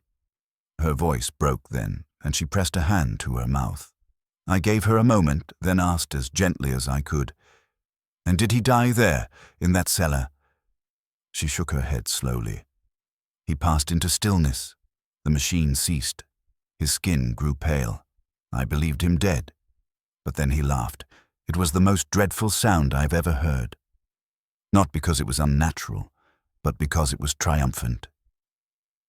He sat up, just an inch, just enough for his eyes to find mine, and he whispered, "Below."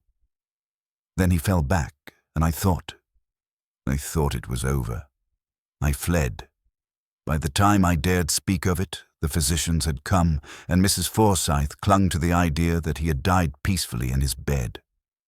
The alley seemed to constrict around us. Somewhere in the distance, a carriage rattled over stones. Closer, a church bell chimed the quarter hour. "You helped move his body?" I asked. "No, others did that. Men he had met through Corinthian House. They came that night, long after the widow had taken her draft. They said the coffin must be sealed quickly, that special preparations were required. I pretended sleep, but I heard the doors, the creak of wheels, the thud of weight upon the floor. When I dared look from my window, I saw them driving away with a long covered shape, and bringing back another. The wax figure. She nodded once. He had ordered it weeks before, from a modeler in Marylebone. Said it was for a charity exhibit. I believed him. Her mouth twisted. I believed many things. "Why come to me now?" I asked softly. "What changed?" She glanced again towards the mouth of the passage, as if expecting some nameless pursuer. "2 nights ago, I saw him," she said, "near the river, walking with difficulty, leaning on a stick, but undeniably himself. He did not look at me, though I was certain he recognized me. His skin had a terrible pallor, as if the blood refused him. His movements were stiff. But his eyes, Dr. Watson, his eyes were full of fury, not at death, but at interruption." My throat had grown dry. "Interruption of what?" "Of his work. They have taken it from him. The men who supported him financially now control the apparatus. They mean to use it not to cheat death, but to escape justice. Criminals, blackmailers, spies, men who fear the noose more than the grave. Imagine bodies buried with one name and faces that later emerge wearing another." The enormity of it settled over me like a sudden chill. "Do you know where the machine is now?" "At times it runs beneath the house. I feel it through the floorboards, a faint vibration in the night. At other times it is silent, and I hear only the muffled rumor of voices from below. I believe there may be more than one device, or perhaps more than one place, but I know this. Beneath the Forsyth residence there is a room no constable has yet entered." She took my hand then, gripping it with desperate force. "You must stop them, Dr. Watson. Burn it, break it, anything. I do not care if they call me mad. I will testify. Only destroy that machine before they use it on someone who does not choose it." A soft scuff of leather on stone interrupted us. Miss Vale stiffened, eyes widening, and for a moment I feared we had been overheard by some lurking enemy. Then a familiar voice spoke from the shadows. "Your courage does you credit, Miss Vale." Holmes stepped into the thin lamplight, hat brim low, coat blending with the darkness. She recoiled as if struck. "You said," she stammered, "you said he would not be here." "I said he would terrify the truth from your lips," Holmes replied gravely. "You have delivered it without my interference. For that, you have my gratitude."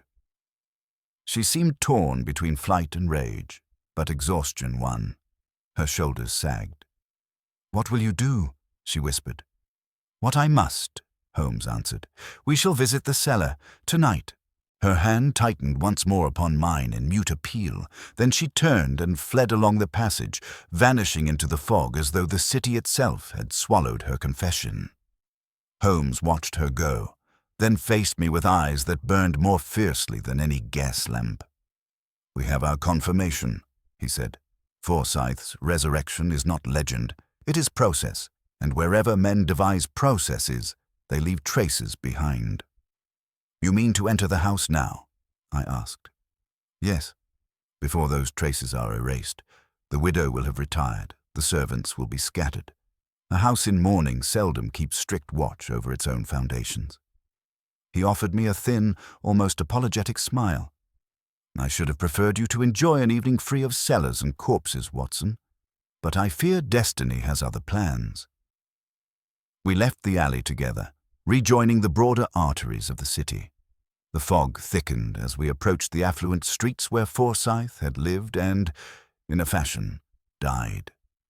Lamps shone behind drawn curtains. Silhouettes passed occasionally across windows, unaware of the deeper shadows moving beneath their feet. As we neared the Forsyth residence, Holmes slowed, listening. A faint vibration trembled in the air, too subtle for an untrained ear, but unmistakable to him. "Do you feel it?" he asked. I concentrated, and at last perceived it.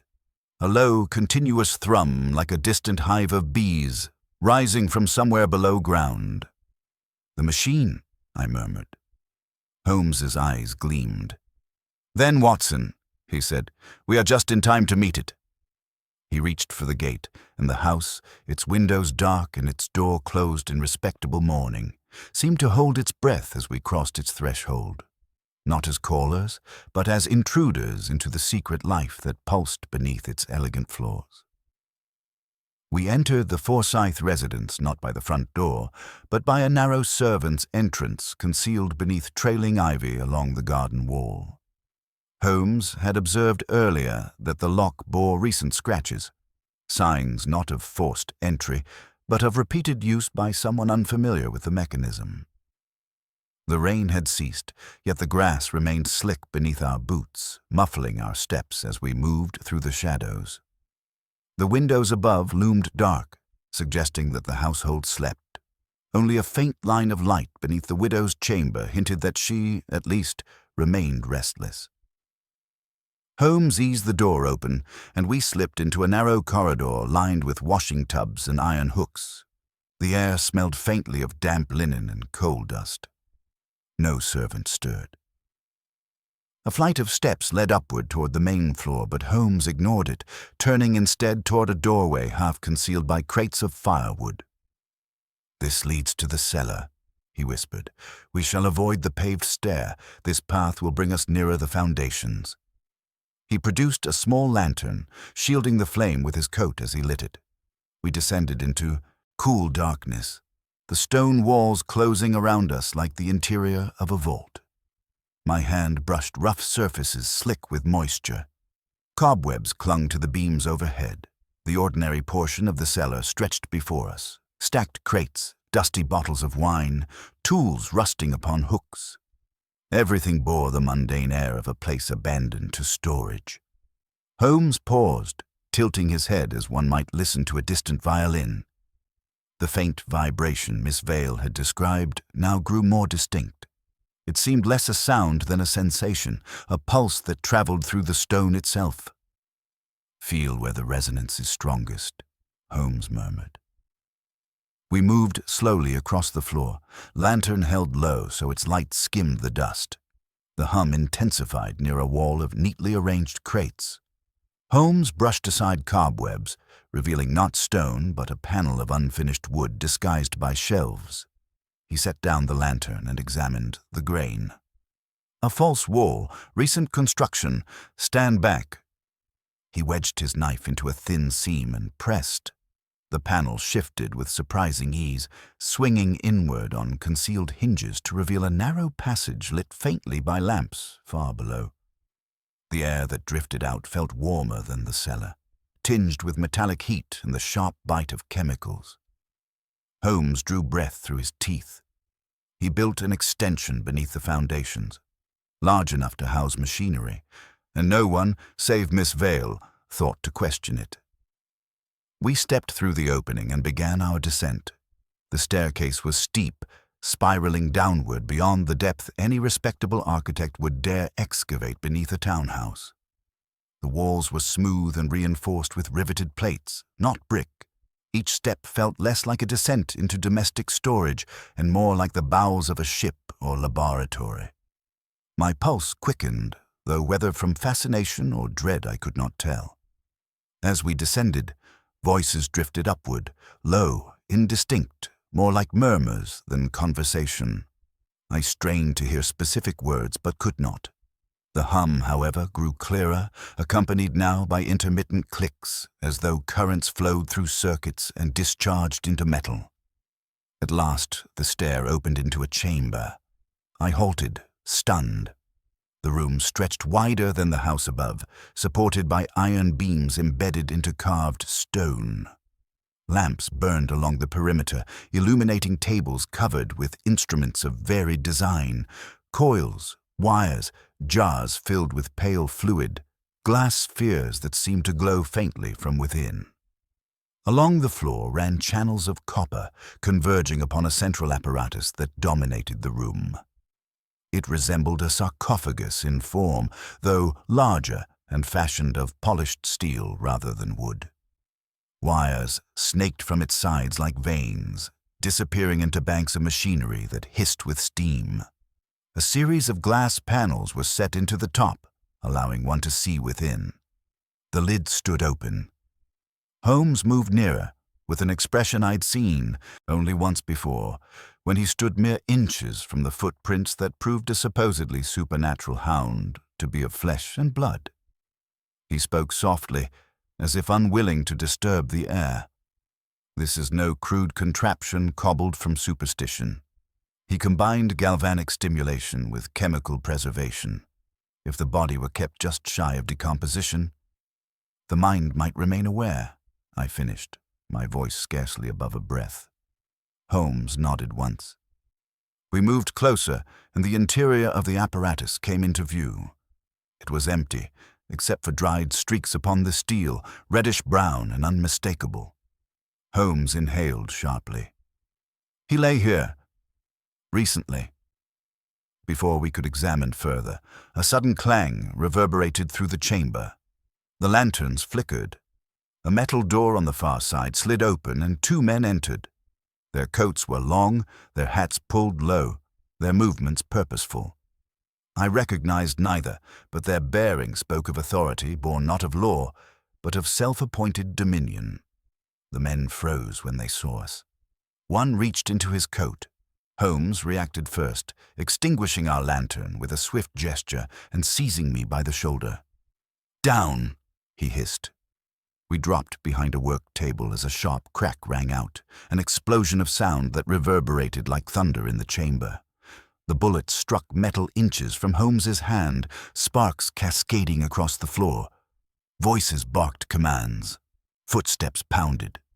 Holmes threw his weight against me, forcing us into a narrow crevice between crates. "They did not expect company," he whispered. "We must not allow them to seal the chamber." A second gunshot echoed, this time striking glass. A jar burst, spraying chemical vapor that filled the air with a choking tang. Footsteps approached rapidly. Holmes gripped my arm.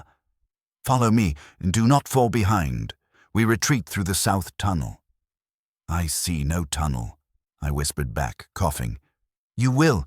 He sprang from cover and darted toward the machinery, moving with astonishing speed. I followed, heart hammering, the men shouting behind us. Another bullet ricocheted off the sarcophagus, leaving a dent near the rim. Holmes reached an unlit stretch of wall, felt along the stone and pressed inward. A panel slid open silently, revealing a narrow passage. "Inside, Watson." We slipped through just as a lantern struck the wall where we had stood, shattering and igniting a brief pool of flame. Holmes pulled the panel shut from within. The shouts outside dulled, though the machinery's hum persisted like a heartbeat beneath the earth. The tunnel beyond was unlit and sloped upward with an uneven incline.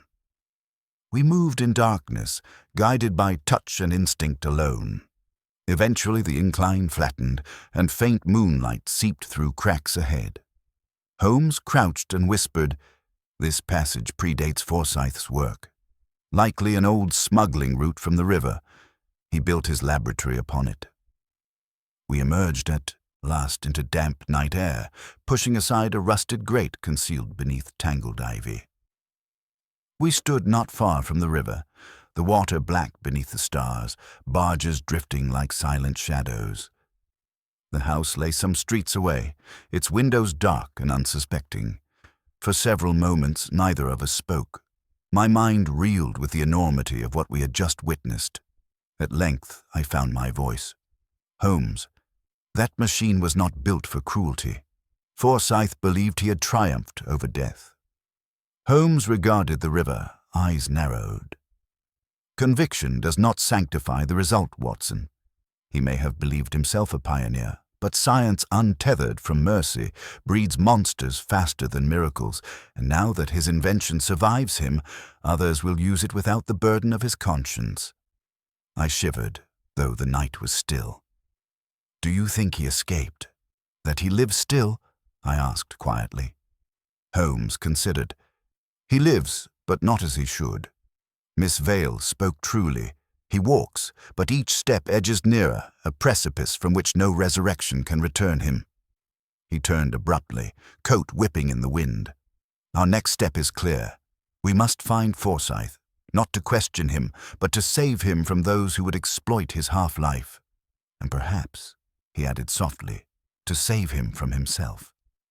A gust of wind carried a faint sound across the river, neither echo nor voice, but something between the two. A laugh. Holmes looked at me, and I knew without need for words that our pursuit was far from over. We go, he said, and we vanished into the night once more. It was one of the peculiarities of that strange case that, as the machinery beneath the Forsyth house continued its hidden murmuring, London above went on with its ordinary life. Carriages still crowded the Strand, gentlemen still unfolded their newspapers in clubs fragrant with tobacco and polished leather, and children still played in alleys under the indifferent gaze of tenement windows. Death had been toyed with beneath the earth, yet the city did what cities always do. It allowed the extraordinary to seep into rumor while the daily business of existence shuffled forward.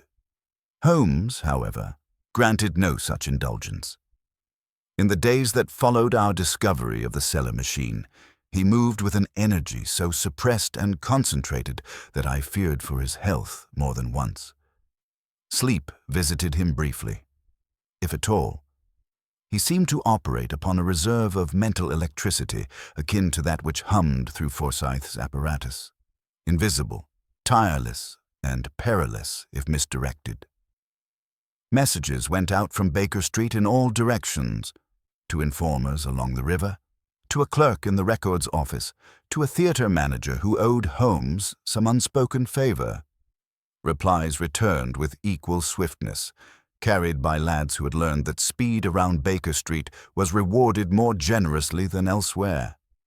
It was on the third evening after our descent into the cellar that Holmes placed before me a sheaf of papers bearing the letterhead of a once fashionable West End theatre now fallen into disuse.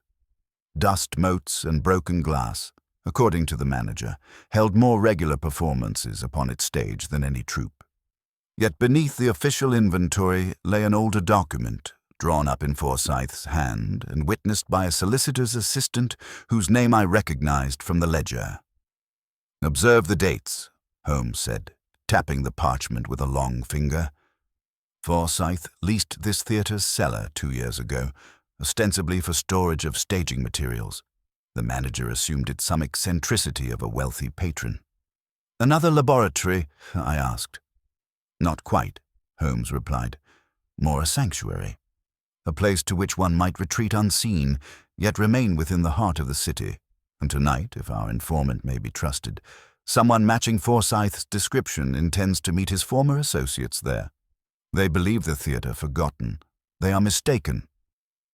His informant, as it transpired, was a stagehand who had, on more than one occasion, accepted coins from Holmes in exchange for discretion. That the man now feared for his own skin only added urgency to his tale. He had glimpsed the pale gentleman with the stiff gait entering the rear of the theatre 2 nights past, accompanied by 2 men whose sum total of dialogue was a single, sharply delivered command to close the door.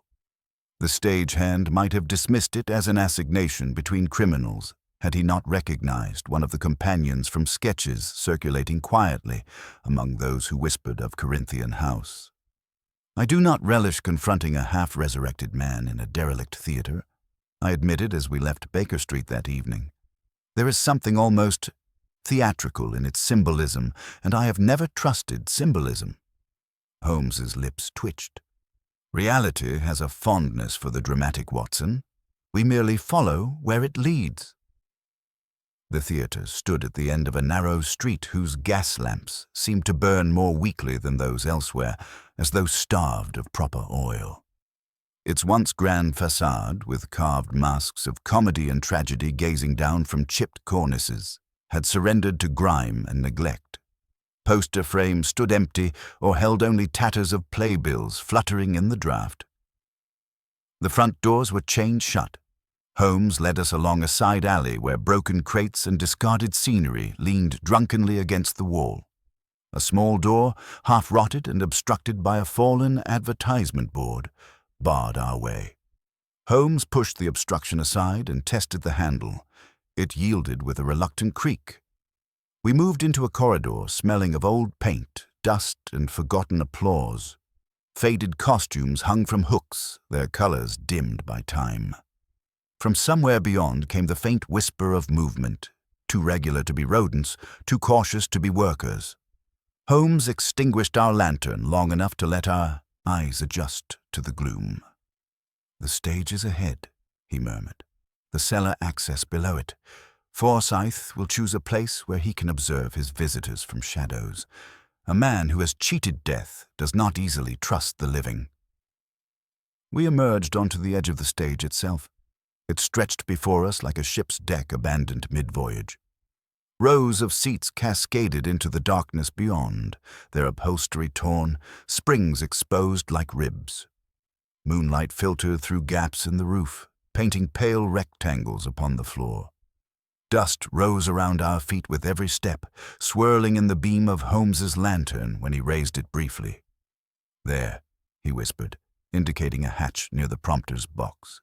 "The cellar." Before we could reach it, a sound halted us, the scrape of a chair from somewhere in the auditorium, followed by a soft cough. Holmes drew me back into the wings, where discarded props cast monstrous shadows upon the wall.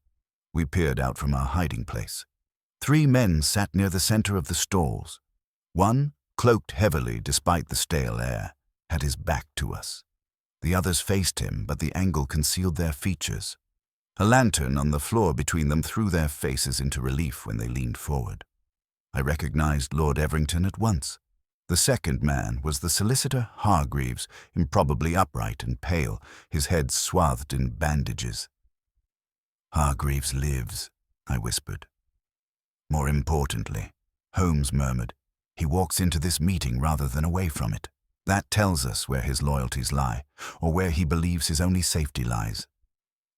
The cloaked figure spoke, his voice carrying despite its low tone. There was a rasp to it, an uneven rhythm in the words that suggested damaged lungs or a throat accustomed now to silence more than speech. "You were careless," he said, "leaving traces, allowing rumors of resurrection to reach the papers. Do you wish to see policemen prying into graves and cellars? I warned you, the process must remain unseen." Everington's reply held an edge of irritation. "We did what we could to suppress the story. The graveyard disturbance was beyond our control. You chose to leave your decoy there. It drew attention."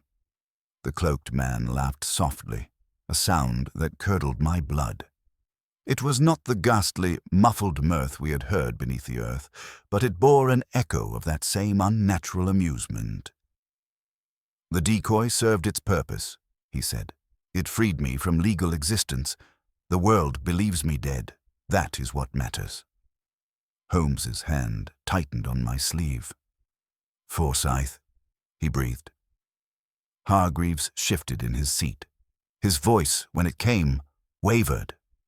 "You are not free, Archibald. You remain bound to those who financed your work. Lord Everington is right. The situation grows precarious.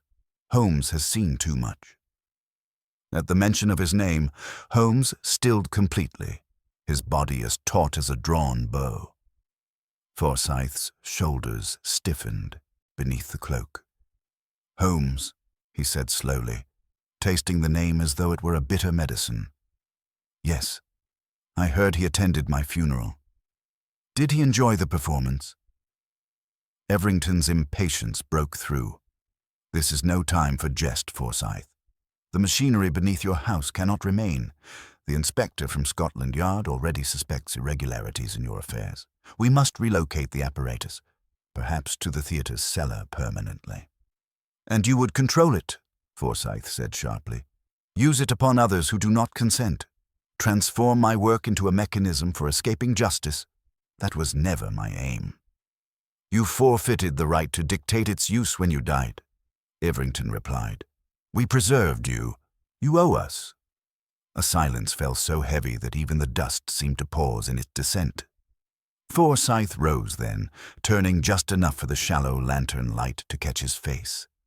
I had seen likenesses of him in portraits, robust, dignified, with clear eyes and a neatly trimmed beard. The figure before us was a grotesque echo. His skin bore the waxen pallor of one recently exhumed, stretched too tightly across his cheekbones. His movements were measured but unnatural, as though each joint had to be reminded of its purpose.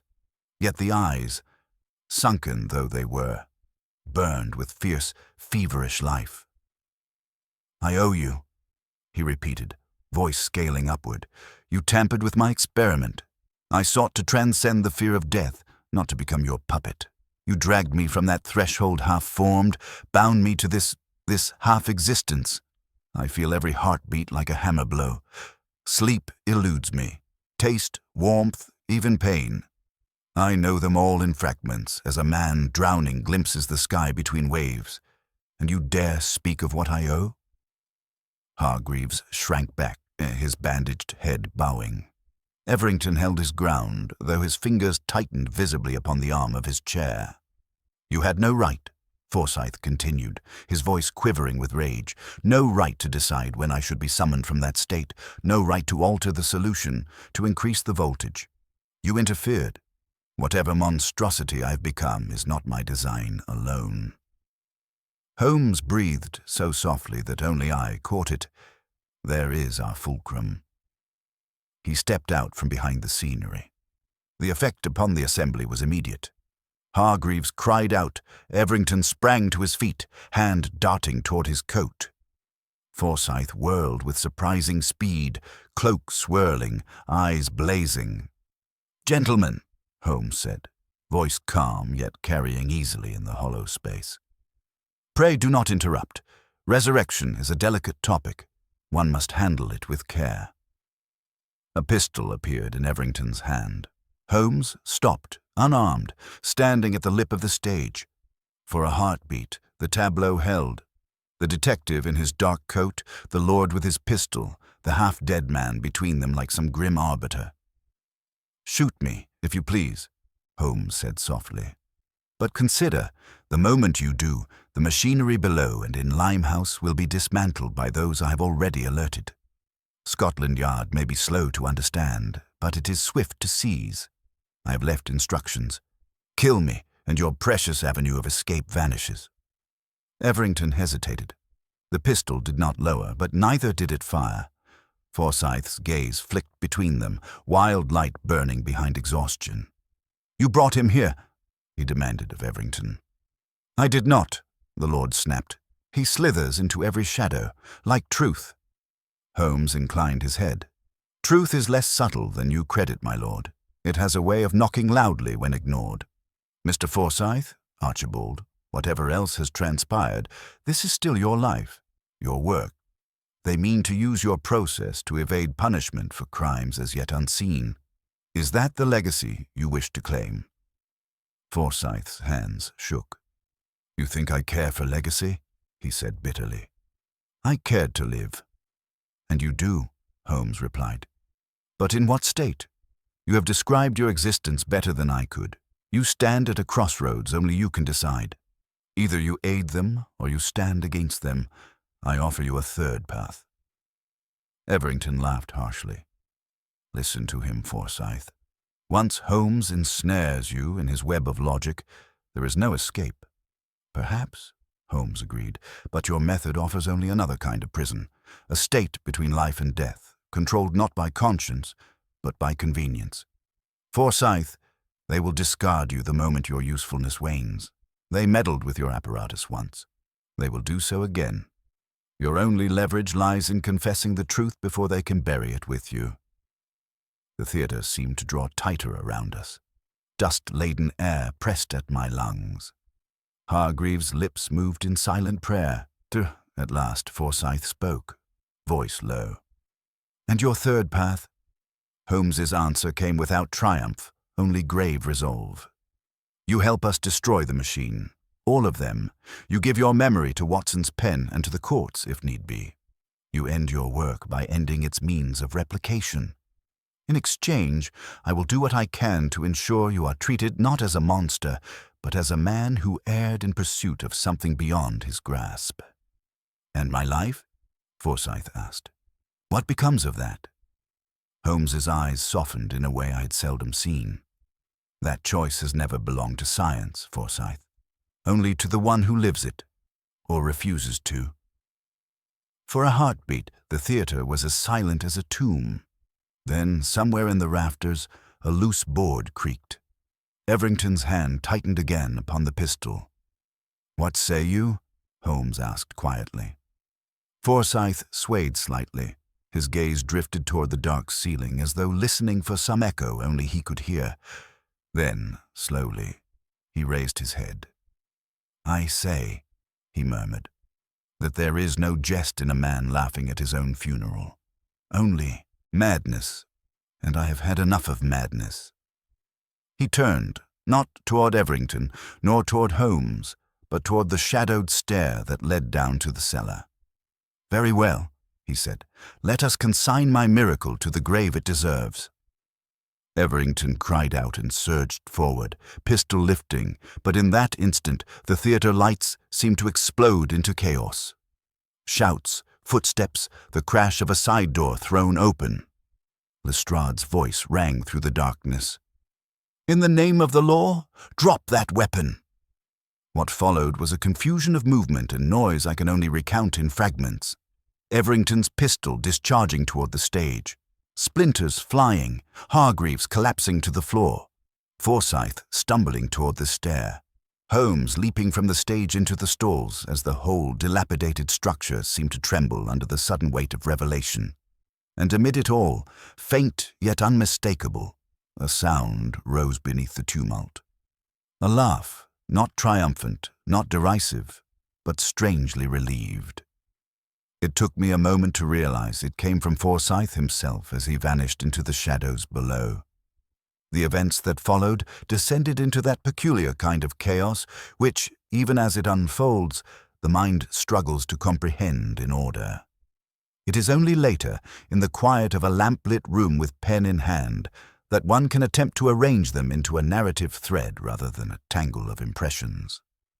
My first clear sensation after the echo of Everington's shot was of splintered wood stinging my cheek and the reek of powder thick upon the air. Holmes had vanished from my immediate sight, plunging from the stage into the orchestral pit as the bullet tore through the boards where he had stood an instant before. Lestrade, accompanied by 2 constables, charged down the aisle, weapons drawn. Everington turned, wild-eyed, and for a moment, Lord and Inspector faced one another in the flickering lantern light like opposing generals at some grotesque rehearsal for judgment. "Drop it, my lord!" Lestrade shouted. Everington's hand wavered. His gaze darted toward the stair down which Forsyth had fled, then back to Holmes, who had already regained his feet amid the pit's broken music stands. With a curse born less of fear than of thwarted entitlement, Everington flung the pistol aside. It skittered across the floor and vanished between rows of seats. Hargreaves lay sprawled where he had fallen, a line of crimson spreading slowly across his sleeve. I dropped to my knees beside him, fingers seeking the pulse at his throat. It fluttered faintly, but with more strength than I had expected. "Merely a graze," I called to Holmes. "The shock has unmanned him more than the wound." "Hargreaves will keep," Holmes replied. "Forsyth will not." He was already moving toward the stair. I followed, leaving Lestrade to clap irons upon Everington's wrists and bark orders to his men. The inspector spared us a brief, exasperated glance, which nevertheless carried a note of tacit understanding. We each had our quarry. The stairwell yawned beneath the stage, steep and narrow, walled with cold stone that seemed to breathe dampness. The air grew hotter as we descended, tainted with the same metallic tang I had come to associate with Forsyth's apparatus. A dull glow pulsed at the base of the stairs, not steady as a lamp, but in irregular throbs, like the beating of some mechanical heart. We emerged into a chamber smaller than the one beneath the Forsyth house, yet bearing unmistakable kinship, a sibling rather than a twin. The central machine dominated the space, its metal shell gleaming in the ruddy light cast by surrounding coils and glass cylinders. Wires ran along the floor in tangled veins. The hum we had felt in the cellar was louder here, rising and falling in uneven waves. Forsyth stood beside the apparatus, one hand upon its curved rim as though steadying himself. In that light, his pallor seemed almost translucent. I could see the faint blue map of veins beneath the skin of his neck. His breathing was shallow, each inhalation a visible effort. He did not start at our arrival. If anything, he seemed to have expected us. "You are persistent, Mr. Holmes," he said. "I suppose I owe you that. Few men pursue the dead with such tenacity." Holmes did not reply at once. His gaze traveled across the machinery, taking in every lever and conduit. Only after a deliberate pause did he speak. "I pursue the living, Mr. Forsyth," he answered. "You remain among them, for now." Forsyth's lips twitched into something that might once have been a smile. "You see before you the result of treachery," he said. "They altered the dosage, increased the current beyond what I specified. I meant to hover at the threshold, to observe what lay at the border of consciousness and oblivion. Instead, they dragged me through that door and slammed it behind me, leaving me stranded in a corridor that leads neither to life nor to the peace of death." His hand tightened upon the machine. "Do you know what it is to feel your heart beat as if it were someone else's? To taste food as ash, to sleep in shallow snatches that never quite free you from the awareness of your own stuttering pulse? They have made of me a specimen in my own experiment." Holmes stepped closer, though not so near as to seem threatening. "And yet you retain enough will to choose," he said quietly. "You can still end this." Forsyth's eyes flashed. "By destroying my work, you mean? You would have me hammer shut the only door I ever managed to unlock." Holmes's voice remained steady. "A door that opens only upon misery is not worth walking through. You said yourself you have had enough of madness. Let it end here." The machine answered our conversation with a sudden surge in volume, its hum rising to a pitch that vibrated in my teeth.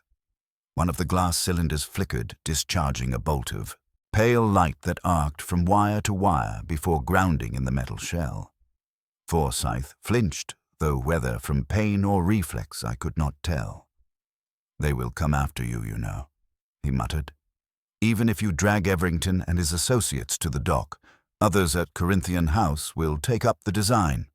I'm not the only man in London willing to sin in the name of science." Holmes inclined his head. "Quite so. But you are the first to stand at the threshold and testify as to what lies there. A man may be dissuaded from gambling if he has seen another lose more than coin." Forsyth looked at him then with something approaching weariness. The feverish light in his eyes, dimmed, not extinguished, but shaded by an older sorrow. "Once," he said, "I believed fear of death to be the greatest chain upon human genius. I thought that if I could snap it, men would be free to create wonders without dread of the inevitable end. But I did not consider that I might be forging a different kind of chain, that in escaping the final hour, I might condemn myself to endless lesser ones." His hand slid from the machine's rim. For a moment, he swayed. Holmes took that tiny motion as decision. He stepped forward, his voice gaining for the first time a note of command. "Show me how to disable it," he said. "All of it. Not merely this apparatus, but the design that underlies it. The notes, the diagrams, whatever replication might be possible. Forsyth's gaze drifted around the room, settling upon a set of shelves crowded with notebooks. "Burn them," he murmured. "Every page. I will dictate what must remain, what may serve as warning without instructing how to repeat the process. The details of the reagents, the precise timings, the voltage calculations, those must go." Holmes nodded once. "And the machine?" Forsyth's pale hand rested upon it again, then dropped. "Overload it," he said. "The coils are greedy. Feed them more power than they can bear and they will collapse. The resulting discharge will render the core inoperable. But you must stand clear. The current kills quickly, or so I intended." He gave a short, breathless laugh at the grim irony of his own words. Holmes looked to me. "Watson, see to the papers." I hesitated only a moment before crossing to the shelves. The notebooks were numerous, each bearing meticulous handwriting, diagrams of veins and nerves and chemical flasks. I did not allow myself to linger over their contents. One by one, I dropped them into a metal basin on the floor and set them alight. The pages curled and blackened, ink blistering into illegibility as flames devoured equations which had cost a man his soul. Behind me, I heard Holmes and Forsyth working at the machine. Levers shifted, valves opened to redirect current. The hum grew louder still, a steady roar now, rattling the glass. The air grew hot, oppressive, shot through with the smell of ozone. Holmes called, "We must leave soon. This is no fit place for living men." "Another minute," came his reply. "Watson, when I say so, take Forsyth and go. Do not argue." "But you, do as I say." The uncharacteristic sharpness in his tone silenced further protest. The machine's glow intensified, bathing the room in an unnatural glare that seemed to emanate from no single source. My shadow stretched and writhed on the wall like some separate creature. Sparks leapt between coils, tiny lightning bolts seeking purchase. I felt the hairs on my arms rise. Forsyth stepped back from the apparatus, his face lit ghastlily by its light. For the first time I saw not the pale monstrosity he believed himself to be, but simply a man who had stepped too far along a path he could no longer retrace. "It is done," he said, voice barely audible above the din. "Another turn of that wheel, Holmes, and the core will destabilize. You must leave." Holmes's hands still rested upon the controls. His profile, in that moment, possessed an almost sculptural severity. "Come then," he said.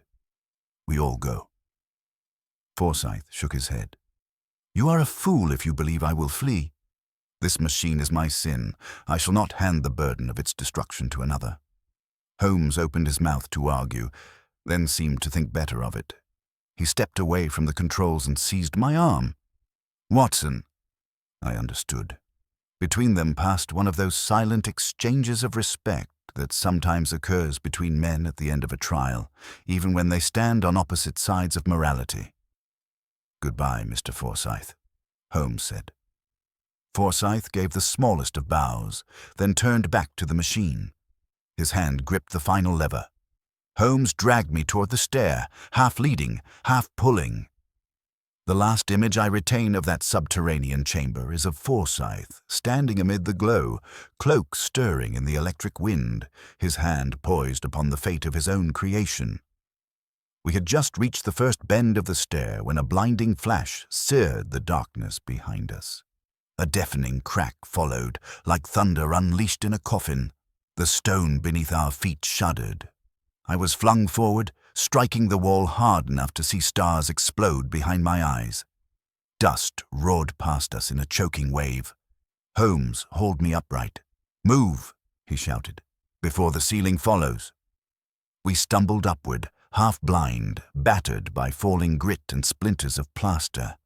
Somewhere behind us, a second crash resounded, followed by the unmistakable sound of metal tearing itself apart. The hum ceased, cut off mid-throb. When at last we burst back onto the stage, the theater was in uproar. Lestrade and his men struggled to maintain order as dust cascaded from the ceiling and a portion of the proscenium arch gave way. Everington, hands bound, stared wild-eyed toward the stair from which we had emerged, as if expecting Forsyth's ghost to stride forth. No such figure appeared. Holmes bent double, coughing, then straightened. His face was streaked with grime, but his eyes were clear. "The machine," Lestrade managed. "Destroyed," Holmes replied, "along with the only man who could have perfected it."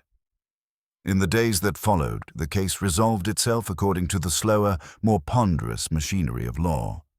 Lord Everington and several associates from Corinthian House found themselves facing charges ranging from embezzlement to unlawful experimentation upon human remains. Hargreaves, surviving his wound, gave evidence that balanced precariously between confession and self-preservation. Miss Vale, pale but resolute, spoke of the cellar beneath the Forsyth house, though the apparatus there had been rendered a twisted ruin by the same overload that destroyed its twin beneath the theatre. No jury could fully comprehend what had been attempted, but they understood enough to condemn the greed that had twisted an already dangerous ambition into something monstrous. As for Forsyth, his name passed swiftly from scandal sheet to hushed anecdote, then into the realm of stories told in lowered tones by those who half believed them. Officially, he remained dead from the date of his first interment. Unofficially, he lingered in the minds of those who had seen the grave, the wax effigy, and the man who walked with death's own pallor upon him. Some nights, when the wind sweeps down Baker Street in that particular way which makes the lamps flicker and the windows rattle, I find myself thinking of him, not as a monster nor as a martyr, but as a man who pushed his fear too far and found it waiting for him on the other side. I see again the flash in that subterranean chamber, the resolute set of his shoulders as he grasped the lever. On one such evening, some weeks after the trial, Holmes and I visited the cemetery once more. The grave had been restored, the mound smoothed, a new stone erected at the widow's insistence. It bore a simple inscription, no hint of the extraordinary events that had followed the first burial. Mrs. Forsyth had withdrawn from public life, and Miss Vale had left her service. What passed between those two women in the house on that final day I do not know, nor do I wish to speculate beyond calling it, in my own mind, an uneasy peace. Holmes stood beside the grave longer than I expected. The sky above us was clear, the stars faintly visible even through London's perpetual haze. The air smelt of damp grass and the faint sweetness of decaying leaves. "You placed a stone here once before," I remarked quietly, recalling the modest marker he had promised in his own way. He nodded, slipping something from his pocket. It was a small, smooth pebble, unremarkable in all but the deliberation with which he laid it upon the grave. "This time," he said, "it may stay." We walked back toward the gate in companionable silence. As we passed between the rows of stones, a distant burst of laughter drifted from a cluster of laborers drinking near the road, ordinary, coarse, entirely alive. I saw Holmes glance in that direction, then back at the graves. "There is no jest," he said softly, more to himself than to me, "in a man who laughs at his own funeral. But perhaps there is mercy in a world that refuses to laugh with him." I did not answer. Some cases resist tidy conclusions. They do not offer us clear lessons, only cautions. The matter of the gentleman who laughed at his own funeral was one such case.